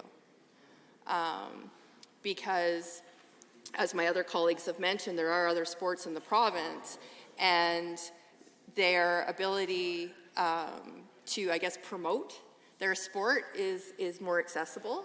And so I think that there has to be a move by the government to figure out how they're going to promote rodeo. And it can't just be like, the Calgary Stampede is amazing. I spent 10 days there last summer, talking to investors, talking to the athletes, talking to the veterinarians that work there and how well they take care of our animals and all of the good things that come out of that. But what needs to happen is we need to be able to make sure that it's not just the Calgary Stampede, it's all of the smaller communities that are doing this. It's making sure, no different than the movement that's happening right now around the agri-food industry and agritourism. Rodeo could be built into that conversation around the agritourism, but it needs to be supported by the government to be able to do that. So again, I would encourage the government to, if this bill were to pass, to make sure that they come up with a plan. And that they are supporting the sport, as we say, because the last thing we want to do is have our official sport not grow and expand and be the economic driver in these communities that it can be, and ensure that people understand the sport and all of those things happen. And so there is a responsibility on the government to make sure that that happens. And I'd be very interested to hear from the members opposite about what those conversations have happened within the government, what plans they have to support the economic driver, how they're going to promote the industry and make sure that people feel that they can access it, and then wrap around that economic potential that rodeo provides and grow it in working in our partnership with our local communities around the farmers markets and things like that. So again, I think this is a very, it's a good bill. It's just I have a lot of questions about how it's going to be supported if it were to pass. Thank you. Other members, I see the honourable member for Cold Lake. Bonneville, Cold Lake, St. Paul, sir. Bonneville, Cold Lake, St. Paul has risen. Thank you very much, Mr. Speaker. And I'd like to start by congratulating the member for being chosen with this bill, Bill 205, and having an opportunity to put it forward. And just remind the folks opposite that it is a private member's bill, and it's open to that member to choose what topic they would like to see put forward. And I'd like to thank the folks up in the gallery. I haven't seen this many cowboy hats in here since the Bill 6 debates back in the NDP days, so it's great to see you guys here in the crowd. And just like to take a minute to talk about my area. You know, St. Paul, Bonneville, Cold Lake, St. Paul, a big rodeo area. St. Paul in the long weekend in September. A shout out to anybody that wants to come up and enjoy the Lakeland Finals Rodeo. It's a week-long event. There's pancake breakfast. The community just gets on board. Community businesses are all decorated in rodeo regalia. Like I say, pancake breakfasts. There's a beer gardens on Saturday night that's, well, it's a bit of a riot, and let's put it at that. But one of the biggest parades that I attend as a rural MLA, and I probably hit 8 or 9, sometimes 10 parades a year, but the one in St. Paul, literally thousands and thousands of people line up there, and the rodeo folks get involved in it as well, and it's a big thing. It's huge for our area. Bonneville Ag Society as well. They have the Rodeo and Chuck Wagon Association that performs up there, and they put on a really good show as well. Cold Lake and St. Paul both have bullaramas, and actually, you know, getting chosen for a private member's bill is kind of like pulling the right bull at the rodeo. I've been an MLA for 8 years, and I've never made it to the top 10 there, so it's really good. So again, congratulations on that. Stony Lake Rodeo as well. These are really big things that have been in our communities for a very, very long time. I remember going as a kid. One of my fondest memories going with my Uncle Ray to a rodeo in Spedden. And I'll never forget, they had a fellow there demonstrating. He had a bunch of sheep, and he come out there with 2 or 3 sheepdogs with little monkeys saddled and obviously tied on, because, boy, they could hang on to those sheepdogs when they were herding those sheep. And it was the most entertaining thing I think I've ever seen. It was, it should have been on film. Ricky Tikiwanchuk, a rodeo clown from out in the St. Paul area. Everybody knows him, and he's a highlight. Comes out to the rodeo there at least every year that I've been there, puts on a show. He's got his kids involved and family involved in it. This is it's a big thing. Like I say, you know, for anybody in Alberta that doesn't think rodeo is a big sport and something that should be recognized. And like I say, yes, hockey is big in my area too. So is soccer, baseball. They're all huge. But this is a private member's bill, and I congratulate this private member, and I'll be supporting Bill 205. Thank you. Thank you. Others wishing to speak to second reading of Bill 205. I see the honourable member for Calgary-Fish Creek. Thank you, Mr. Speaker, and thank you for the opportunity to speak to Bill 205. Mr. Speaker, probably don't want to do it and might get me in trouble for unparliamentary language, but I was tempted to break out into the rodeo song here today, but I won't do that because I'm sure that you will be chastising me for some of the language in that particularly famous piece of musical work. But what I did want to talk about a little bit was Cowboy Ethics. It's a book by James P. Owen, which is a great read if anybody hasn't read it. And it's a book really about principles and some issues that I'll address here. And in fact, I know that this book is used by corporate Calgary in many cases to talk about how to conduct business in a way that I think you'll see reflected in what is known as the Code of the West that's embedded in that book and in many other things. And maybe some lessons in there for us in this house as well, how we conduct ourselves. But the Code of the West says, live each day with courage. Take pride in your work. Always finish what you start. Do what has to be done. Be tough but fair. When you make a promise, keep it. Ride for the brand. Talk less and say more. Remember that some things aren't for sale, and know where to draw the line. Mr. Speaker, I think that you'll all reflect on that. These are principles of life that come from the cowboy and the Western heritage that we're so proud of to have in this province. Mr. Speaker, as a proud born and raised Albertan myself, I embrace, respect, and celebrate our Western heritage and the cowboy culture. But full disclosure, I'm an urban cowboy. But I'm one who has been blessed to grow up, spend my whole life in Alberta, and spend much time on many ranches in the Calgary region for brandings, horseback, riding adventures, and sort of more full disclosure, shooting the odd gopher in some of the vast prairies and beautiful foothills of our province. And I'm proud to have the much storied Bow Valley Ranch of William Roper Hull and Pat Burns fame right in the heart of my constituency in Calgary Fish Creek. And Mr. Speaker, I'm proud to wear our much coveted and iconic Calgary symbol, the White Smithville hat. I've been proud to wear it around the world, in fact, and have delighted recipients from Hong Kong to Washington, D.C., quite recently, Sydney, Australia to Halifax, and from Bali to Boise, with a gift of the same. Now, I use a little bit of a mythical hook. I say once you put that hat on, it is a must, in fact, good luck, and an expectation that you are then committed to come to the Calgary Stampede. So I guess I'm doing a little bit of tourism boosting while I'm at it. However, I do guarantee them if they come, they'll have a great time and enjoy this incredible spirit that we have of our Western culture, Western heritage, and of course, the greatest outdoor shore on earth. Mr. Speaker, I challenge those who suggest that we should get rid of it. I think there was an article in the paper recently talking about the hat, the white hat, as a symbol. But I defy anyone to the power of being proud owners of such an iconic global brand that is highly recognized around the world, coveted by leaders and dignitaries around the world who wear it and look pretty darn good in it as well. As long as you don't put it on backwards. Good point.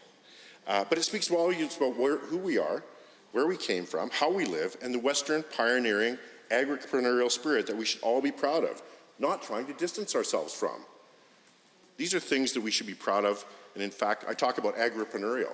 We talk about being entrepreneurial in Alberta, but let's be honest, it came from the agricultural sector. Because when you couldn't fix something, you found the guy down the road who could, and next thing you know, he had a new business because he could fix your tractor and you could fix something else for him.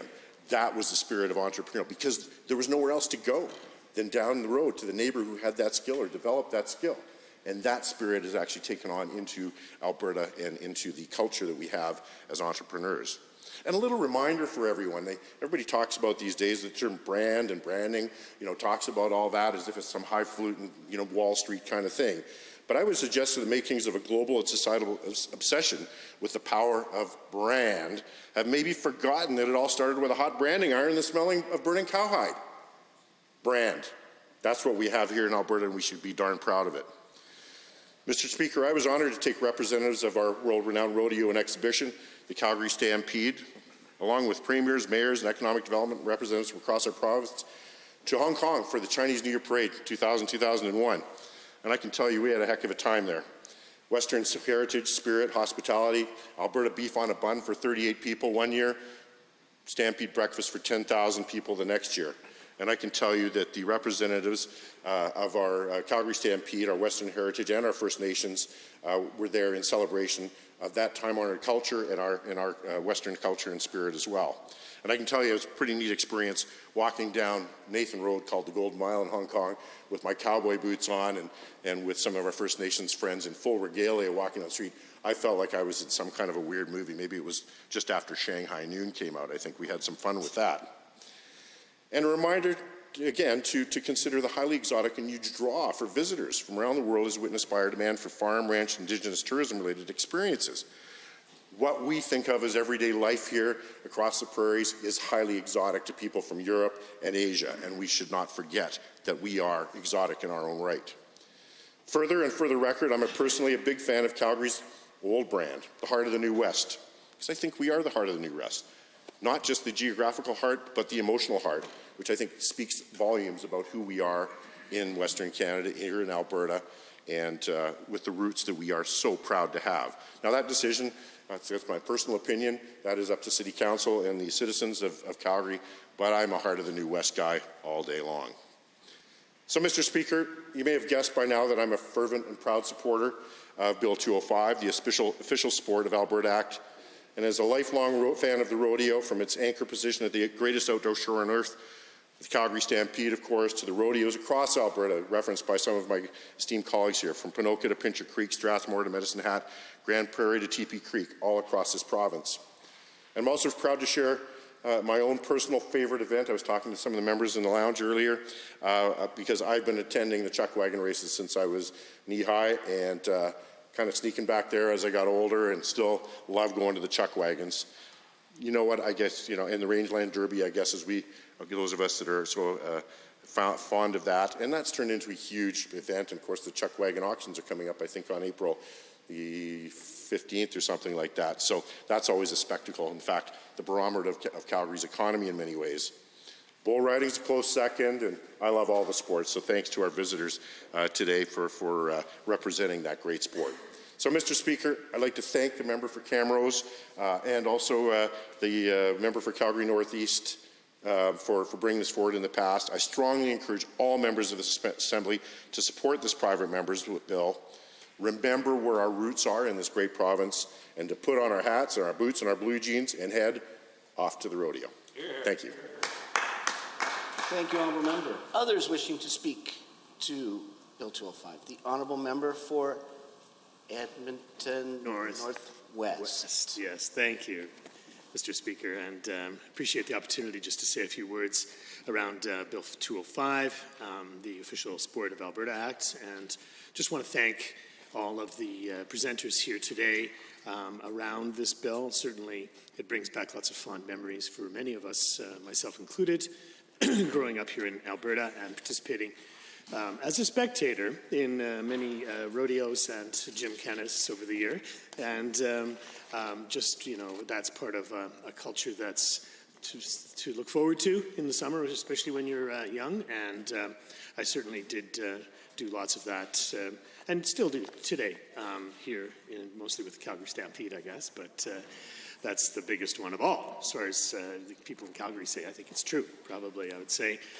The World Rodeo competitions in Las Vegas are certainly, you know, one of the big ones as well. And I know about all of these things. I had a close relative that worked for the Calgary Stampede for quite a few years, and so he certainly kept us abreast of what was going on in rodeo, not just in Alberta, but right around the world as well. And certainly when we were younger, he kept us in getting us the odd ticket to go to the Stampede, which was nice. And we always appreciated being able to do that as a family. Also, of course, I mean, there's not just straight up rodeos, Mr. Speaker, here in the province of Alberta, but you also have some individual rodeo events that take place as part of the agriculture shows that take place around the province. And perhaps the best known one is, of course, the pony chuck wagon races that will tour not just rodeos across the province here in Alberta, but agriculture shows as well. And certainly that was another highlight for my own family, going to the Vermilion Fair every year and watching the pony chuck wagon races and cheering on our favorite teams. And, you know, I picked up a habit there, Mr. Speaker, and I didn't know, right? You can always plead innocence somehow, that apparently it's against a lot of gamble on pony chuck wagon races, but, you know, sure enough, that's kind of how we made the afternoon a little more exciting, and did make some small wagers on the pony chuck wagons. And I did take that same habit to the Calgary Stampede when I've been going back here as an adult, and was surprised to see that people are not gambling for money in the grandstand of the Calgary Stampede quite as much as we did along the rail at the Vermilion Fair for the pony chuck wagons, but so it goes. I think it's important for us to always look at ways by which we can support the proclamations of something like an official sport, right, which is one thing, but as my colleague mentioned from Edmonton Manning, is that it's important to support these things in a broader context, and we know, like I said before, you have individual rodeo events at agriculture shows across the province, and we need to make sure that we are supporting those agricultural societies properly so that they can continue to host the various fairs that take place across the province and have a circuit by which not just rodeo events can follow, but other, bits of commerce as well, like midways and people selling things at fairs and so forth. And, I've noticed in the last number of years, Mr. Speaker, that some of the pieces that make up a circuit are starting to be in jeopardy, right? And it's important, if you're missing one piece, for example, you're going from the Vegreville Fair to the Vermilion Fair, and there's, something's missing in between or what have you, then you put all of the string of those events in jeopardy because you're missing one or two pieces along the way. And so I think it's incumbent upon us, if we are supporting an official sport like this in rodeo, that we're also putting something behind it, which is, of course, to ensure that these events have a venue and that those events are sponsored and supported, and that you have a circuit that can function together as a whole, not just singularly with rodeos and agriculture fairs in general.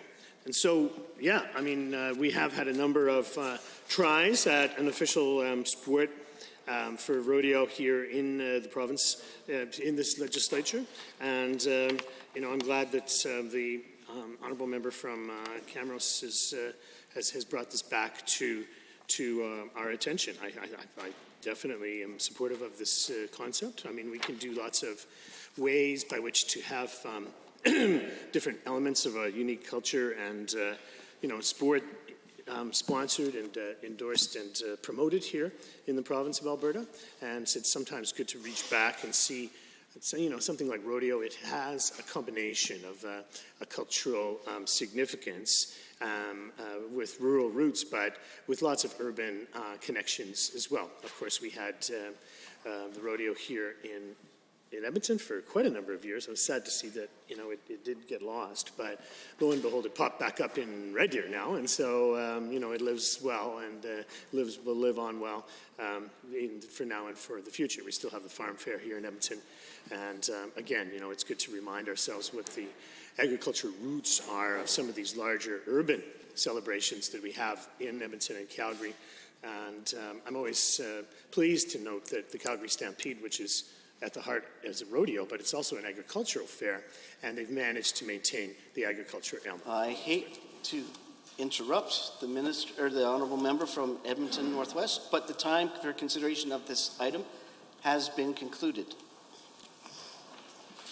Motion other than government motion, 504, Mr. Yao. If the members could just indulge me, we've had a request to return to introductions, so I'm going to look for unanimous consent. I'll ask one question. Is there anyone opposed to returning to introductions? Hearing none, we have unanimous consent.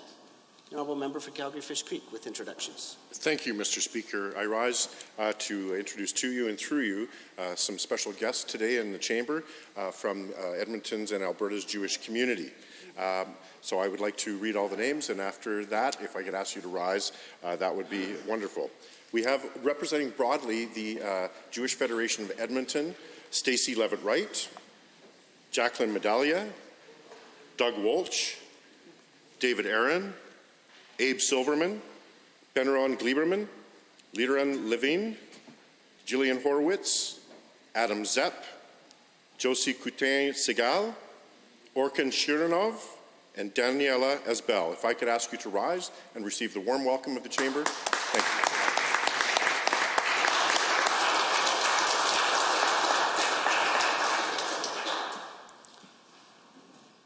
honourable member for Calgary Fish Creek on behalf of the honourable member for Fort McMurray Wood Buffalo.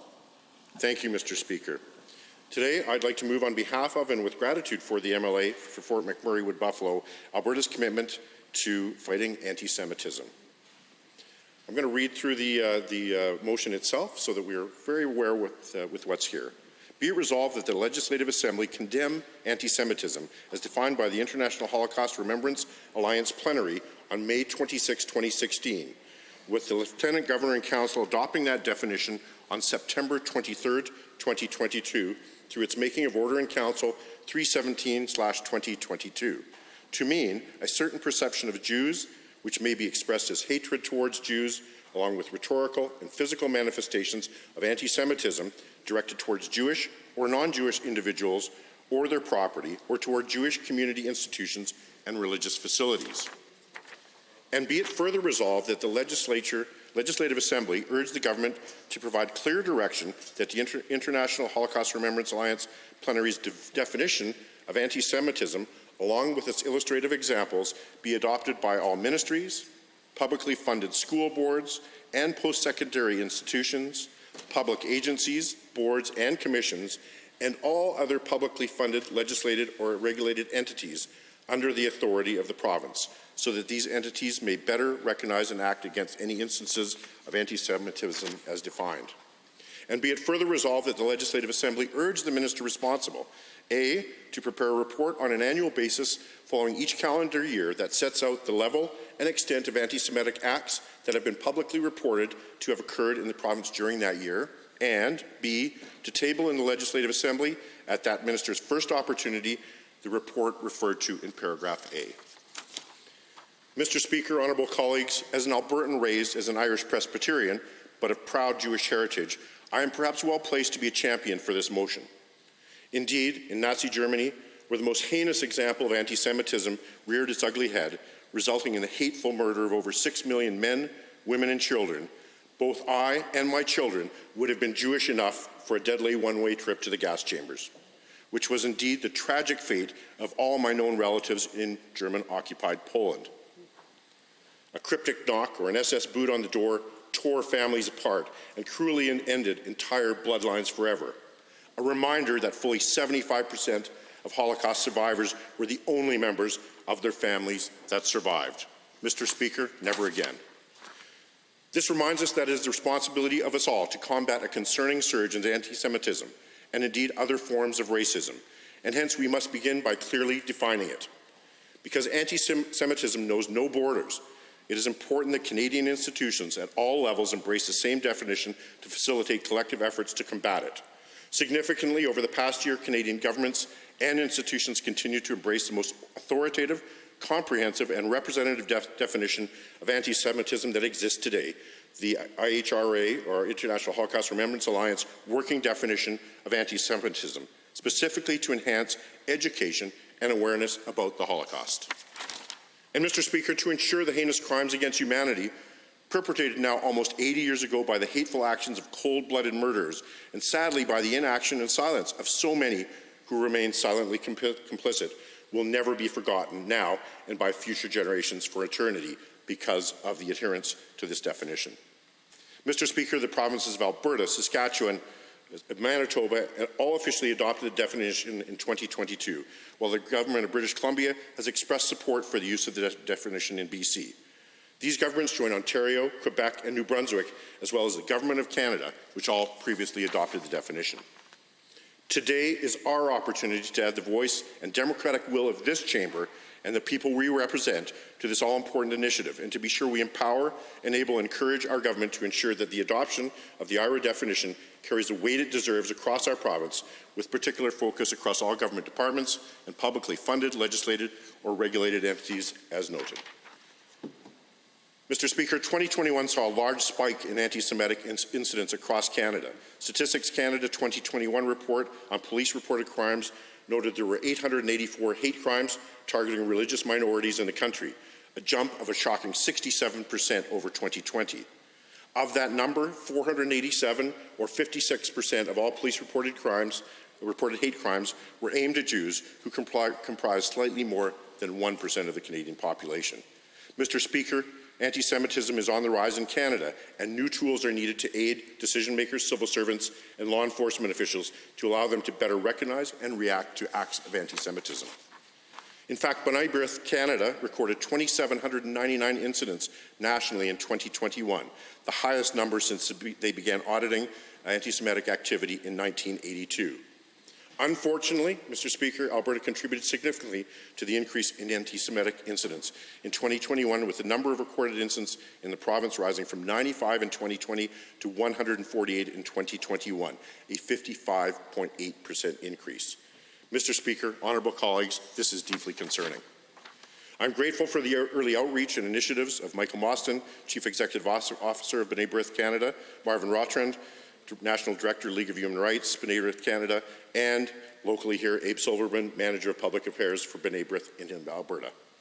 And the support received from Adam Silver, Chief Executive Officer of Calgary Jewish Community Campus Corporation and co-president of the Calgary Jewish Federation, Jared Shore, co-president of Calgary Jewish Federation, of course, our own Stacey Levitt-Wright, CEO of the Jewish Federation of Edmonton, Stephen Schaffer, Director and past president of the Jewish Federation of Edmonton, and Rabbi Menachem Matisoff of Chabad Lubavitch of Alberta, and of course a list of supportive individuals and organizations too long to mention. But I will.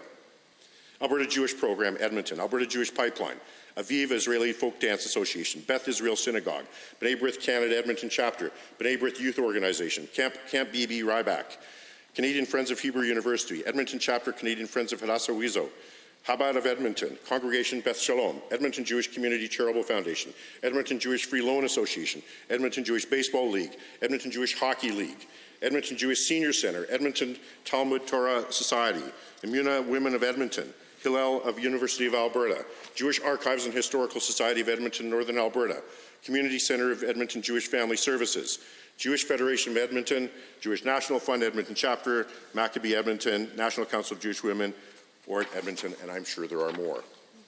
On September 23, 2022, Order in Council 31722, with thanks to then Premier Kenney and our Minister of Justice, the current member for Calgary-Acadia, reinforced that Alberta is committed to defending human dignity and opposing racial, religious, and ethnic hatred in all its forms, and recognized anti-Semitism as the most durable and pernicious form of hatred in human history.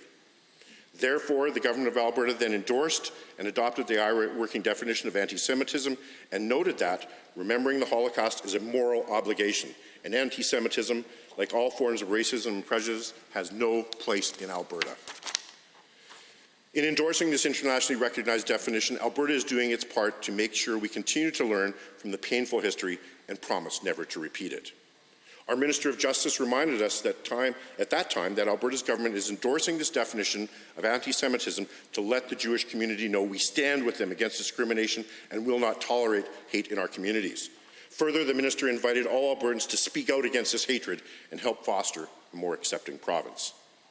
Rabbi Menachem Matisoff reminded us that naming the hate we experience and standing together against it will make Alberta an even better, more welcoming place to live and worship.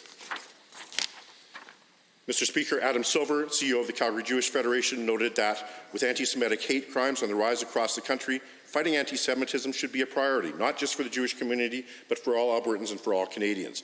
We must be able to clearly define anti-Semitism and Jew hate in order to fight it, and the IRA definition, underpinned by its examples, is a highly effective and well-respected tool that equips policymakers, organizations, and those working to combat discrimination and racism against Jews with a usable, gold standard definition to guide their efforts. Stacey Levitt-Wright, CEO of the Jewish Federation of Edmonton, states that Alberta's Order in Council sends a strong message that anti-Semitism has no place in society. Honourable members, today is the day we add each and every one of your voices and the 4.3 million voices of those we represent with encouragement for broad application across government and the public sector through your support of this motion, adding weight to the weight of the strength of the IRA definition. Mr. Speaker, honourable members, I would like to conclude my opening remarks on behalf of the member for Fort McMurray Ward Buffalo by thanking him for his commitment to the importance of this motion, by thanking all of the many members of Alberta's community and Jewish community and B'nai B'rith Canada that both supported this motion and encouraged our efforts and patience to bring it forward for debate and hopeful passage, and by thanking all members of this chamber in advance for their earnest and heartfelt support in our shared nonpartisan fight against anti-Semitism, hatred, harassment, discrimination, and gratuitous violence in all its forms on behalf of Albertans. Thank you. Others wishing to speak to motion 504. I see the honourable member from Edmonton, McClung, has risen. Thank you, Mr. Speaker. Anti-Semitism has no place in Alberta. In 2018, there was a string of swastikas painted across my riding in Edmonton, McClung, including one spray-painted at the Talmud Torah School. The swastikas spray-painted across West Edmonton inflicted fear and insecurity throughout the Jewish community.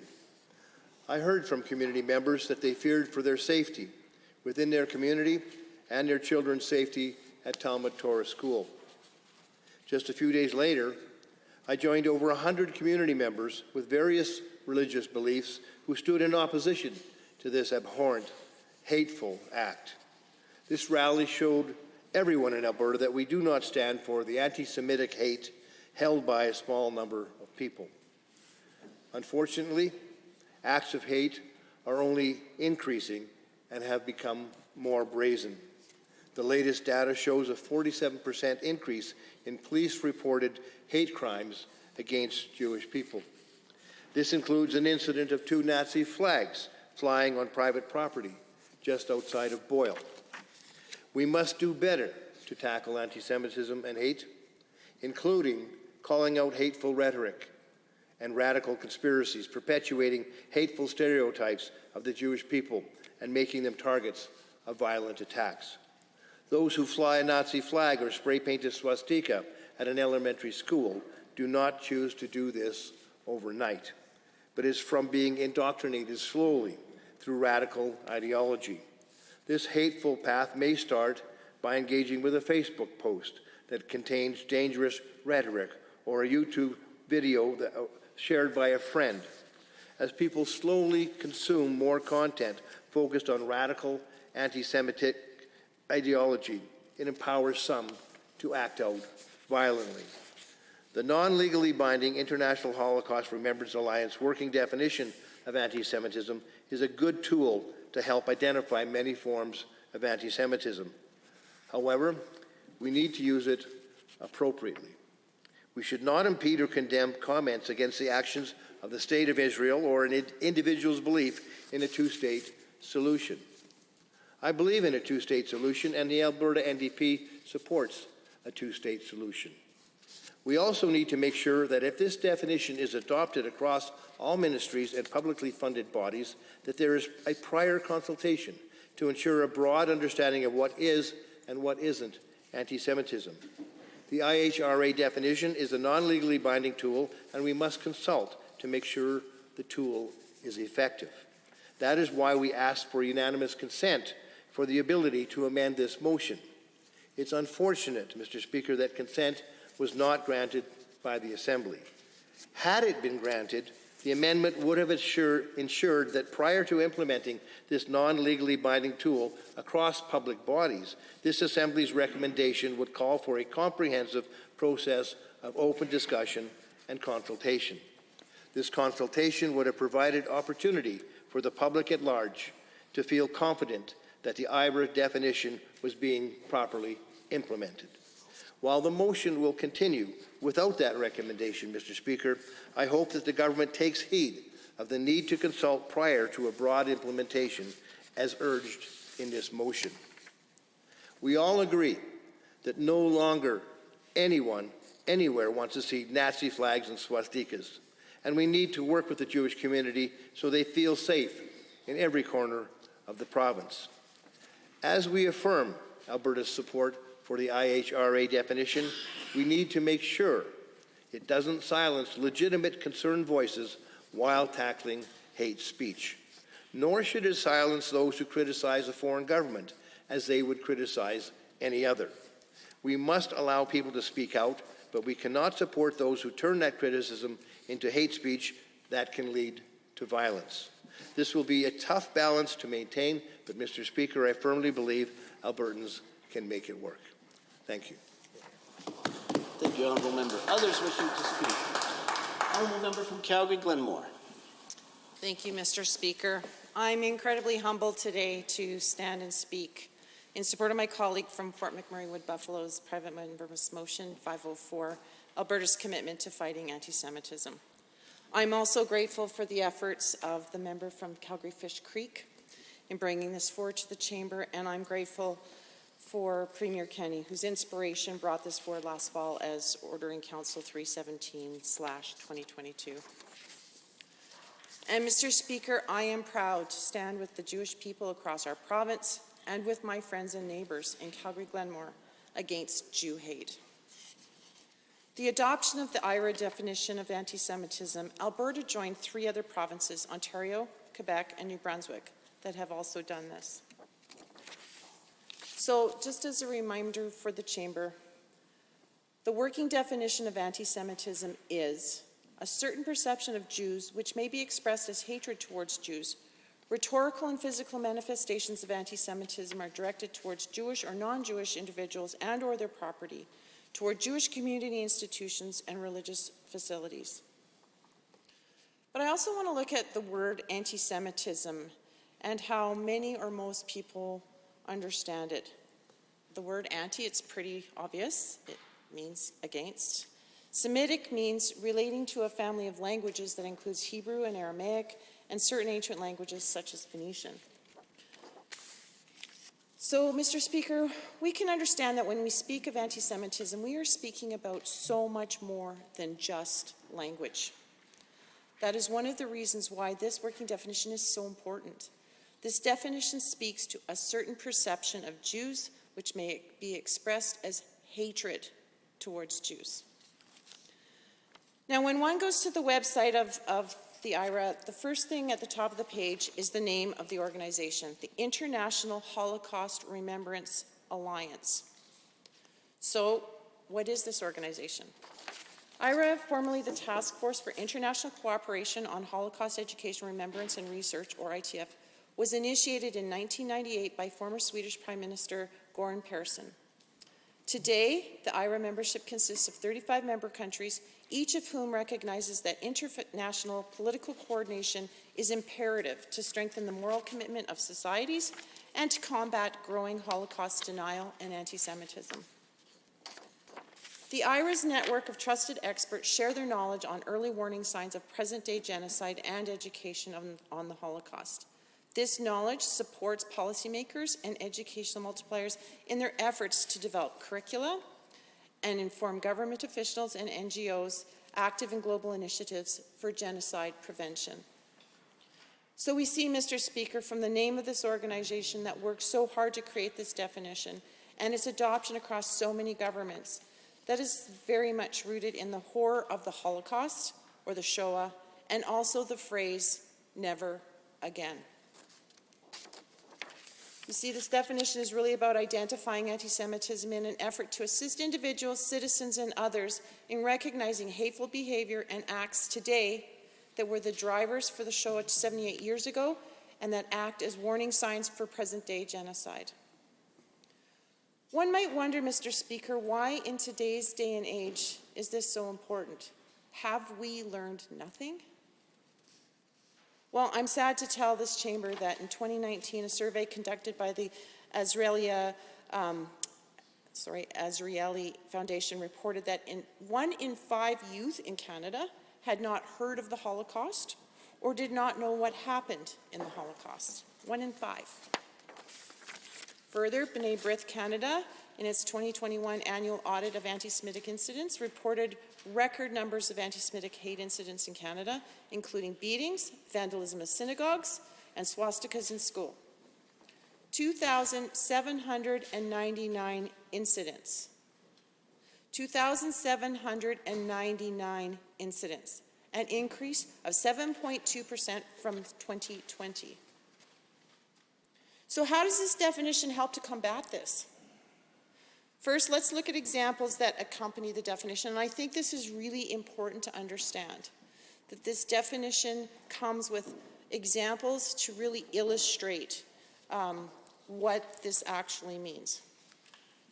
So, manifestations might include the targeting of the State of Israel, conceived as a Jewish collectivity. However, criticism of Israel, similar to that leveled against any other country, cannot be regarded as anti-Semitic.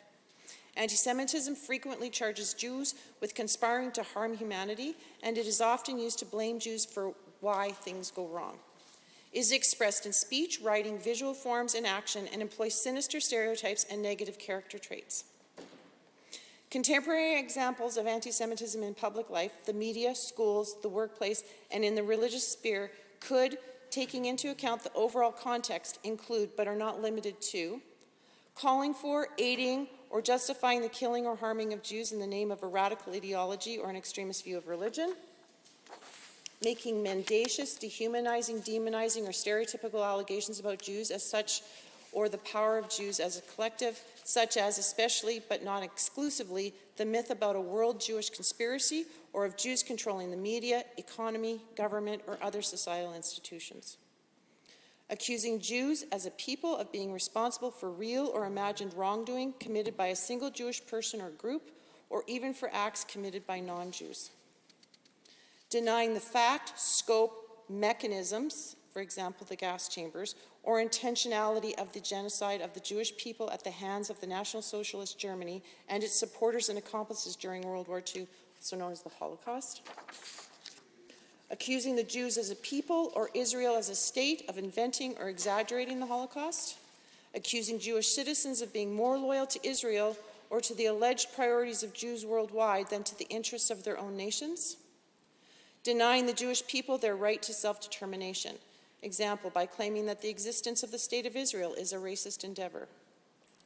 Applying double standards by requiring of it a behavior not expected or demanded of any other democratic nation.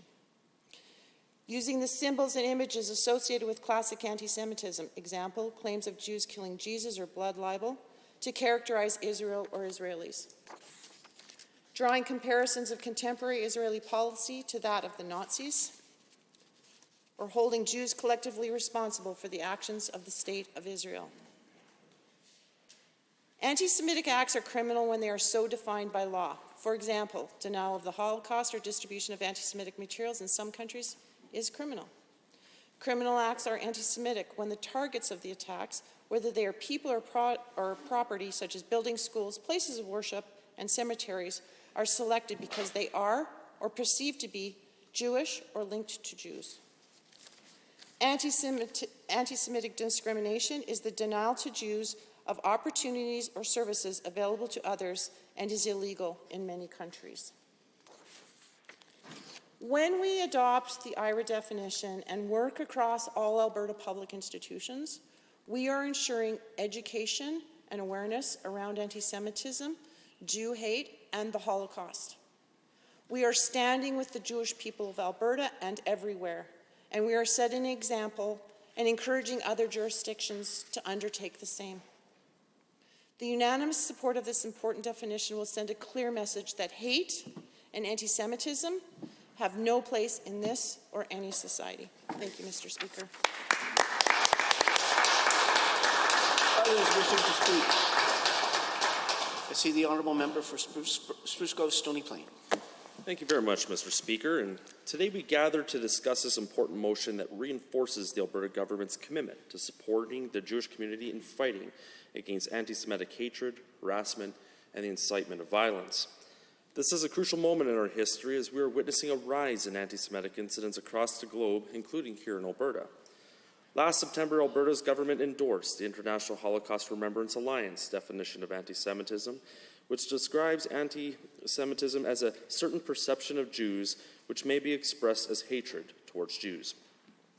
Rhetorical and physical manifestations of anti-Semitism are directed towards Jewish or non-Jewish individuals and or their property, towards the Jewish community institutions or religious facilities. This endorsement is a significant step in raising awareness on this issue and promoting a broader understanding of what constitutes anti-Semitism. The motion we are discussing today is designed to further increase awareness of anti-Semitism and support the province's Jewish community. It also aims to promote a robust bipartisan debate on the issue while supporting broad dissemination of the definition amongst all publicly funded entities. Some of this work has already begun, for example, via advanced education to post-secondary institutions. It is important to note that this motion sends a clear signal to Albertans that anti-Semitism will not be tolerated. All forms of racism are unacceptable, and Alberta's government and its agencies more broadly needs to be committed to combating racism, supporting racialized communities, and promoting a safe and welcoming province for everyone. As a society, we have a responsibility to ensure that our communities are inclusive and safe for all. No one should be subjected to harassment or discrimination based upon their religion, ethnicity, or any other factor. We must stand united against hatred and bigotry in all of its forms.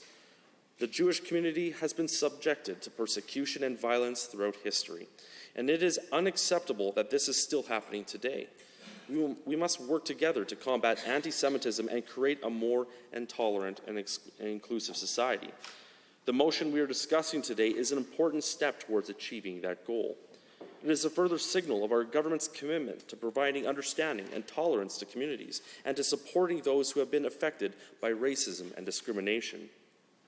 According to a recent report by the Anti-Defamation League, incidents of anti-Semitic harassment and violence in the United States have surged to unprecedented levels. The report states that there were a record number of incidents of anti-Semitism reported in the U.S. in 2020, the highest annual total on record since the ADL began tracking the data in 1979. The incidents included physical assaults, harassment, vandalism, and online attacks. Also in Canada, the number of anti-Semitic incidents reported in 2020 reached a record high, according to a report by B'nai B'rith Canada. The report found that there were 2,610 reported incidents of anti-Semitism in Canada in 2020, which is an 18.3% increase from the previous year. The incidents included vandalism, harassment, and physical assaults as well. Now, these alarming statistics highlight the urgent need for action to combat anti-Semitism. The endorsement of the IHRA definition of anti-Semitism for all of Alberta's government agencies is a positive step in the right direction. It will help to raise awareness on the issue and promote a greater understanding of what constitutes anti-Semitism. Moreover, the motion to increase awareness of anti-Semitism and support the province's Jewish community is also an important initiative. It will help to ensure that the issue is taken seriously and that appropriate action is taken to address it. According to the ADL report, social media platforms were responsible for a significant proportion of the anti-Semitic incidents in the U.S. The report found that there were more than 900 incidents of harassment and vandalism that were attributed to social media platforms. This highlights the importance of ensuring that social media platforms are held accountable for hate speech and other forms of online abuse. The motion to support broad dissemination of the IHRA definition amongst all publicly funded entities is also crucial. It will help to ensure that public institutions are equipped with the necessary knowledge and tools to identify and address anti-Semitism. In addition to these initiatives, there are other steps that can be taken to combat this issue. For example, education plays a key role in promoting understanding and tolerance. Educational institutions can play an important role in promoting awareness of the issue and fostering a culture of inclusion and respect. Furthermore, there is a need for greater collaboration between governments, civil society organizations, and the private sector to address anti-Semitism. This can also involve initiatives such as joint advocacy campaigns, public awareness campaigns, and community engagement programs. Now, in conclusion, the motion to support the Jewish community in fighting against this anti-Semitic hatred, harassment, incitement of violence is an important initiative that is urgently needed in the current climate. By working together to combat anti-Semitism, we can create a more tolerant, inclusive, and safe society for everyone. Thank you, Mr. Speaker. Other members wishing to speak to motion 504? Seeing none, the honourable member for Fort McMurray Wood Buffalo to close debate.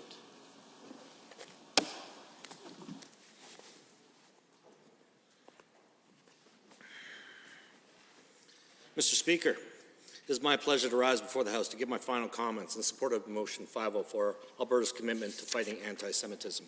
I'm proud to say that this motion reinforces our government's already strong commitment to fighting hatred and harassment in this province. Anti-Semitism, irrespective of however minor it is purported to be, hints to a sentiment that has led to countless acts of violence and discrimination against Jewish people and their communities, and is something that has no place in our province or any society. Alberta's Jewish community should have no reason to be subjected to treatment that is at its core inexcusably reprehensible and dangerous. The United Nations General Assembly designates January 27th, the anniversary of the liberation of Auschwitz-Birkenau, as International Remembrance Day. But we must do more than honor those that lost their lives to hatred for one day. We must always remember those 6 million Jewish victims of the Holocaust. We need to remember, otherwise we risk reliving those horrors another day. Too often, history repeats itself. We currently live in an era where history is being erased by those that think they know better, erased by people who are of privilege, who stifle debate and discussion and ultimately understanding. A culture of wokeness exists that would deny the lessons of history, who attempt to erase the harsh realities where man has demonstrated traits that we do not wish to reinvigorate in the population. We need to be vigilant of those that would erase these hard memories. These deniers need to be stopped so that we can remember the horrors, so that we can ensure that these atrocities never ever happen again. This motion increases awareness of anti-Semitism to support the province's Jewish community and allow for robust bipartisan debate on the issue while supporting broad dissemination of the definition amongst all publicly funded entities. This awareness will create a more inclusive and welcoming province for everyone, where all individuals are treated with dignity and respect. By endorsing the International Holocaust Remembrance and Alliance definition of anti-Semitism, we're taking a critical step towards identifying and combating anti-Semitism in all its forms. Mr. Speaker, our government's endorsement of this definition sends a clear message to Albertans that anti-Semitism will not be tolerated. We must work together to eradicate it from our society. By recognizing and confronting anti-Semitism, we can create a province where everyone can feel safe and welcome. I want to emphasize that this motion is not only about the Jewish community, it is also about all forms of racism. We need to stand up against all forms of racism, whether it be against the Jewish people, the Muslims, Indigenous, Black, or any other racialized group. All forms of racism are unacceptable and have no place in our province or our society. As someone of Asian descent, growing up in communities where there were not many of said ancestry, it was at times difficult.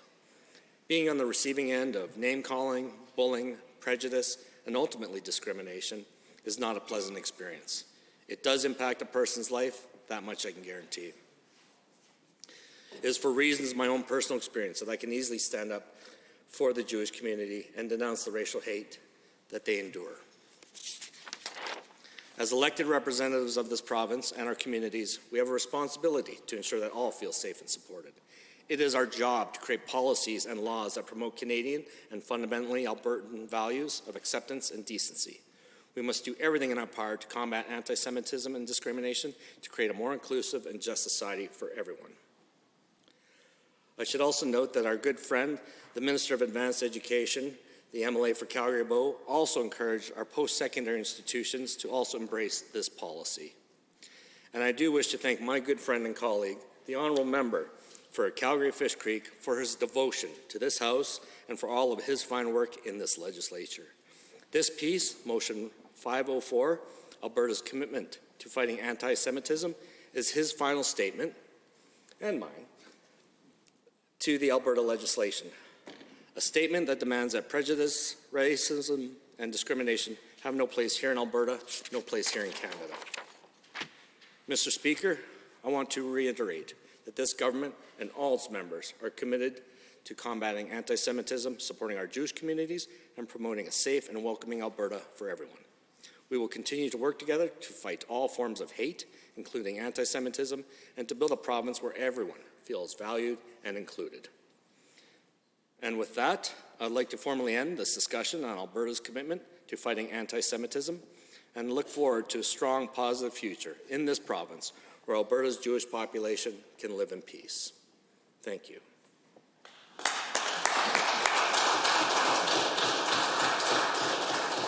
Honourable members, on the motion as proposed by the Honourable Member for Calgary-Fish Creek, on behalf of the Honourable Member for Fort McMurray Wood Buffalo, all those in favour of the motion, please say aye. Aye. All those opposed, please say no. The ayes have it. Motion is carried. A division has been called. Call in the members.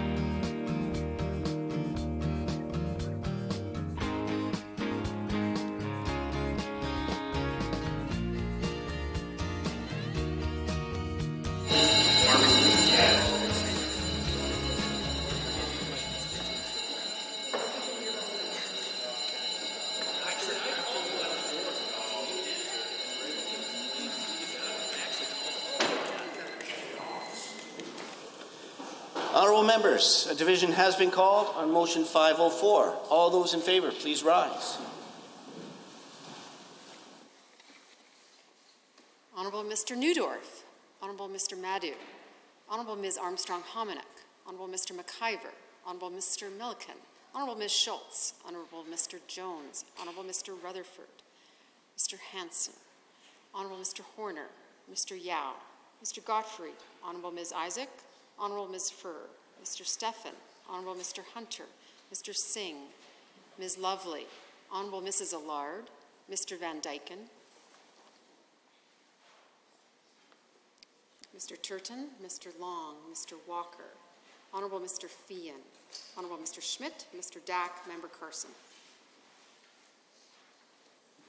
Those opposed, please rise. Mr. Speaker, total for the motion 27, total against 0. Motion is passed and so carried.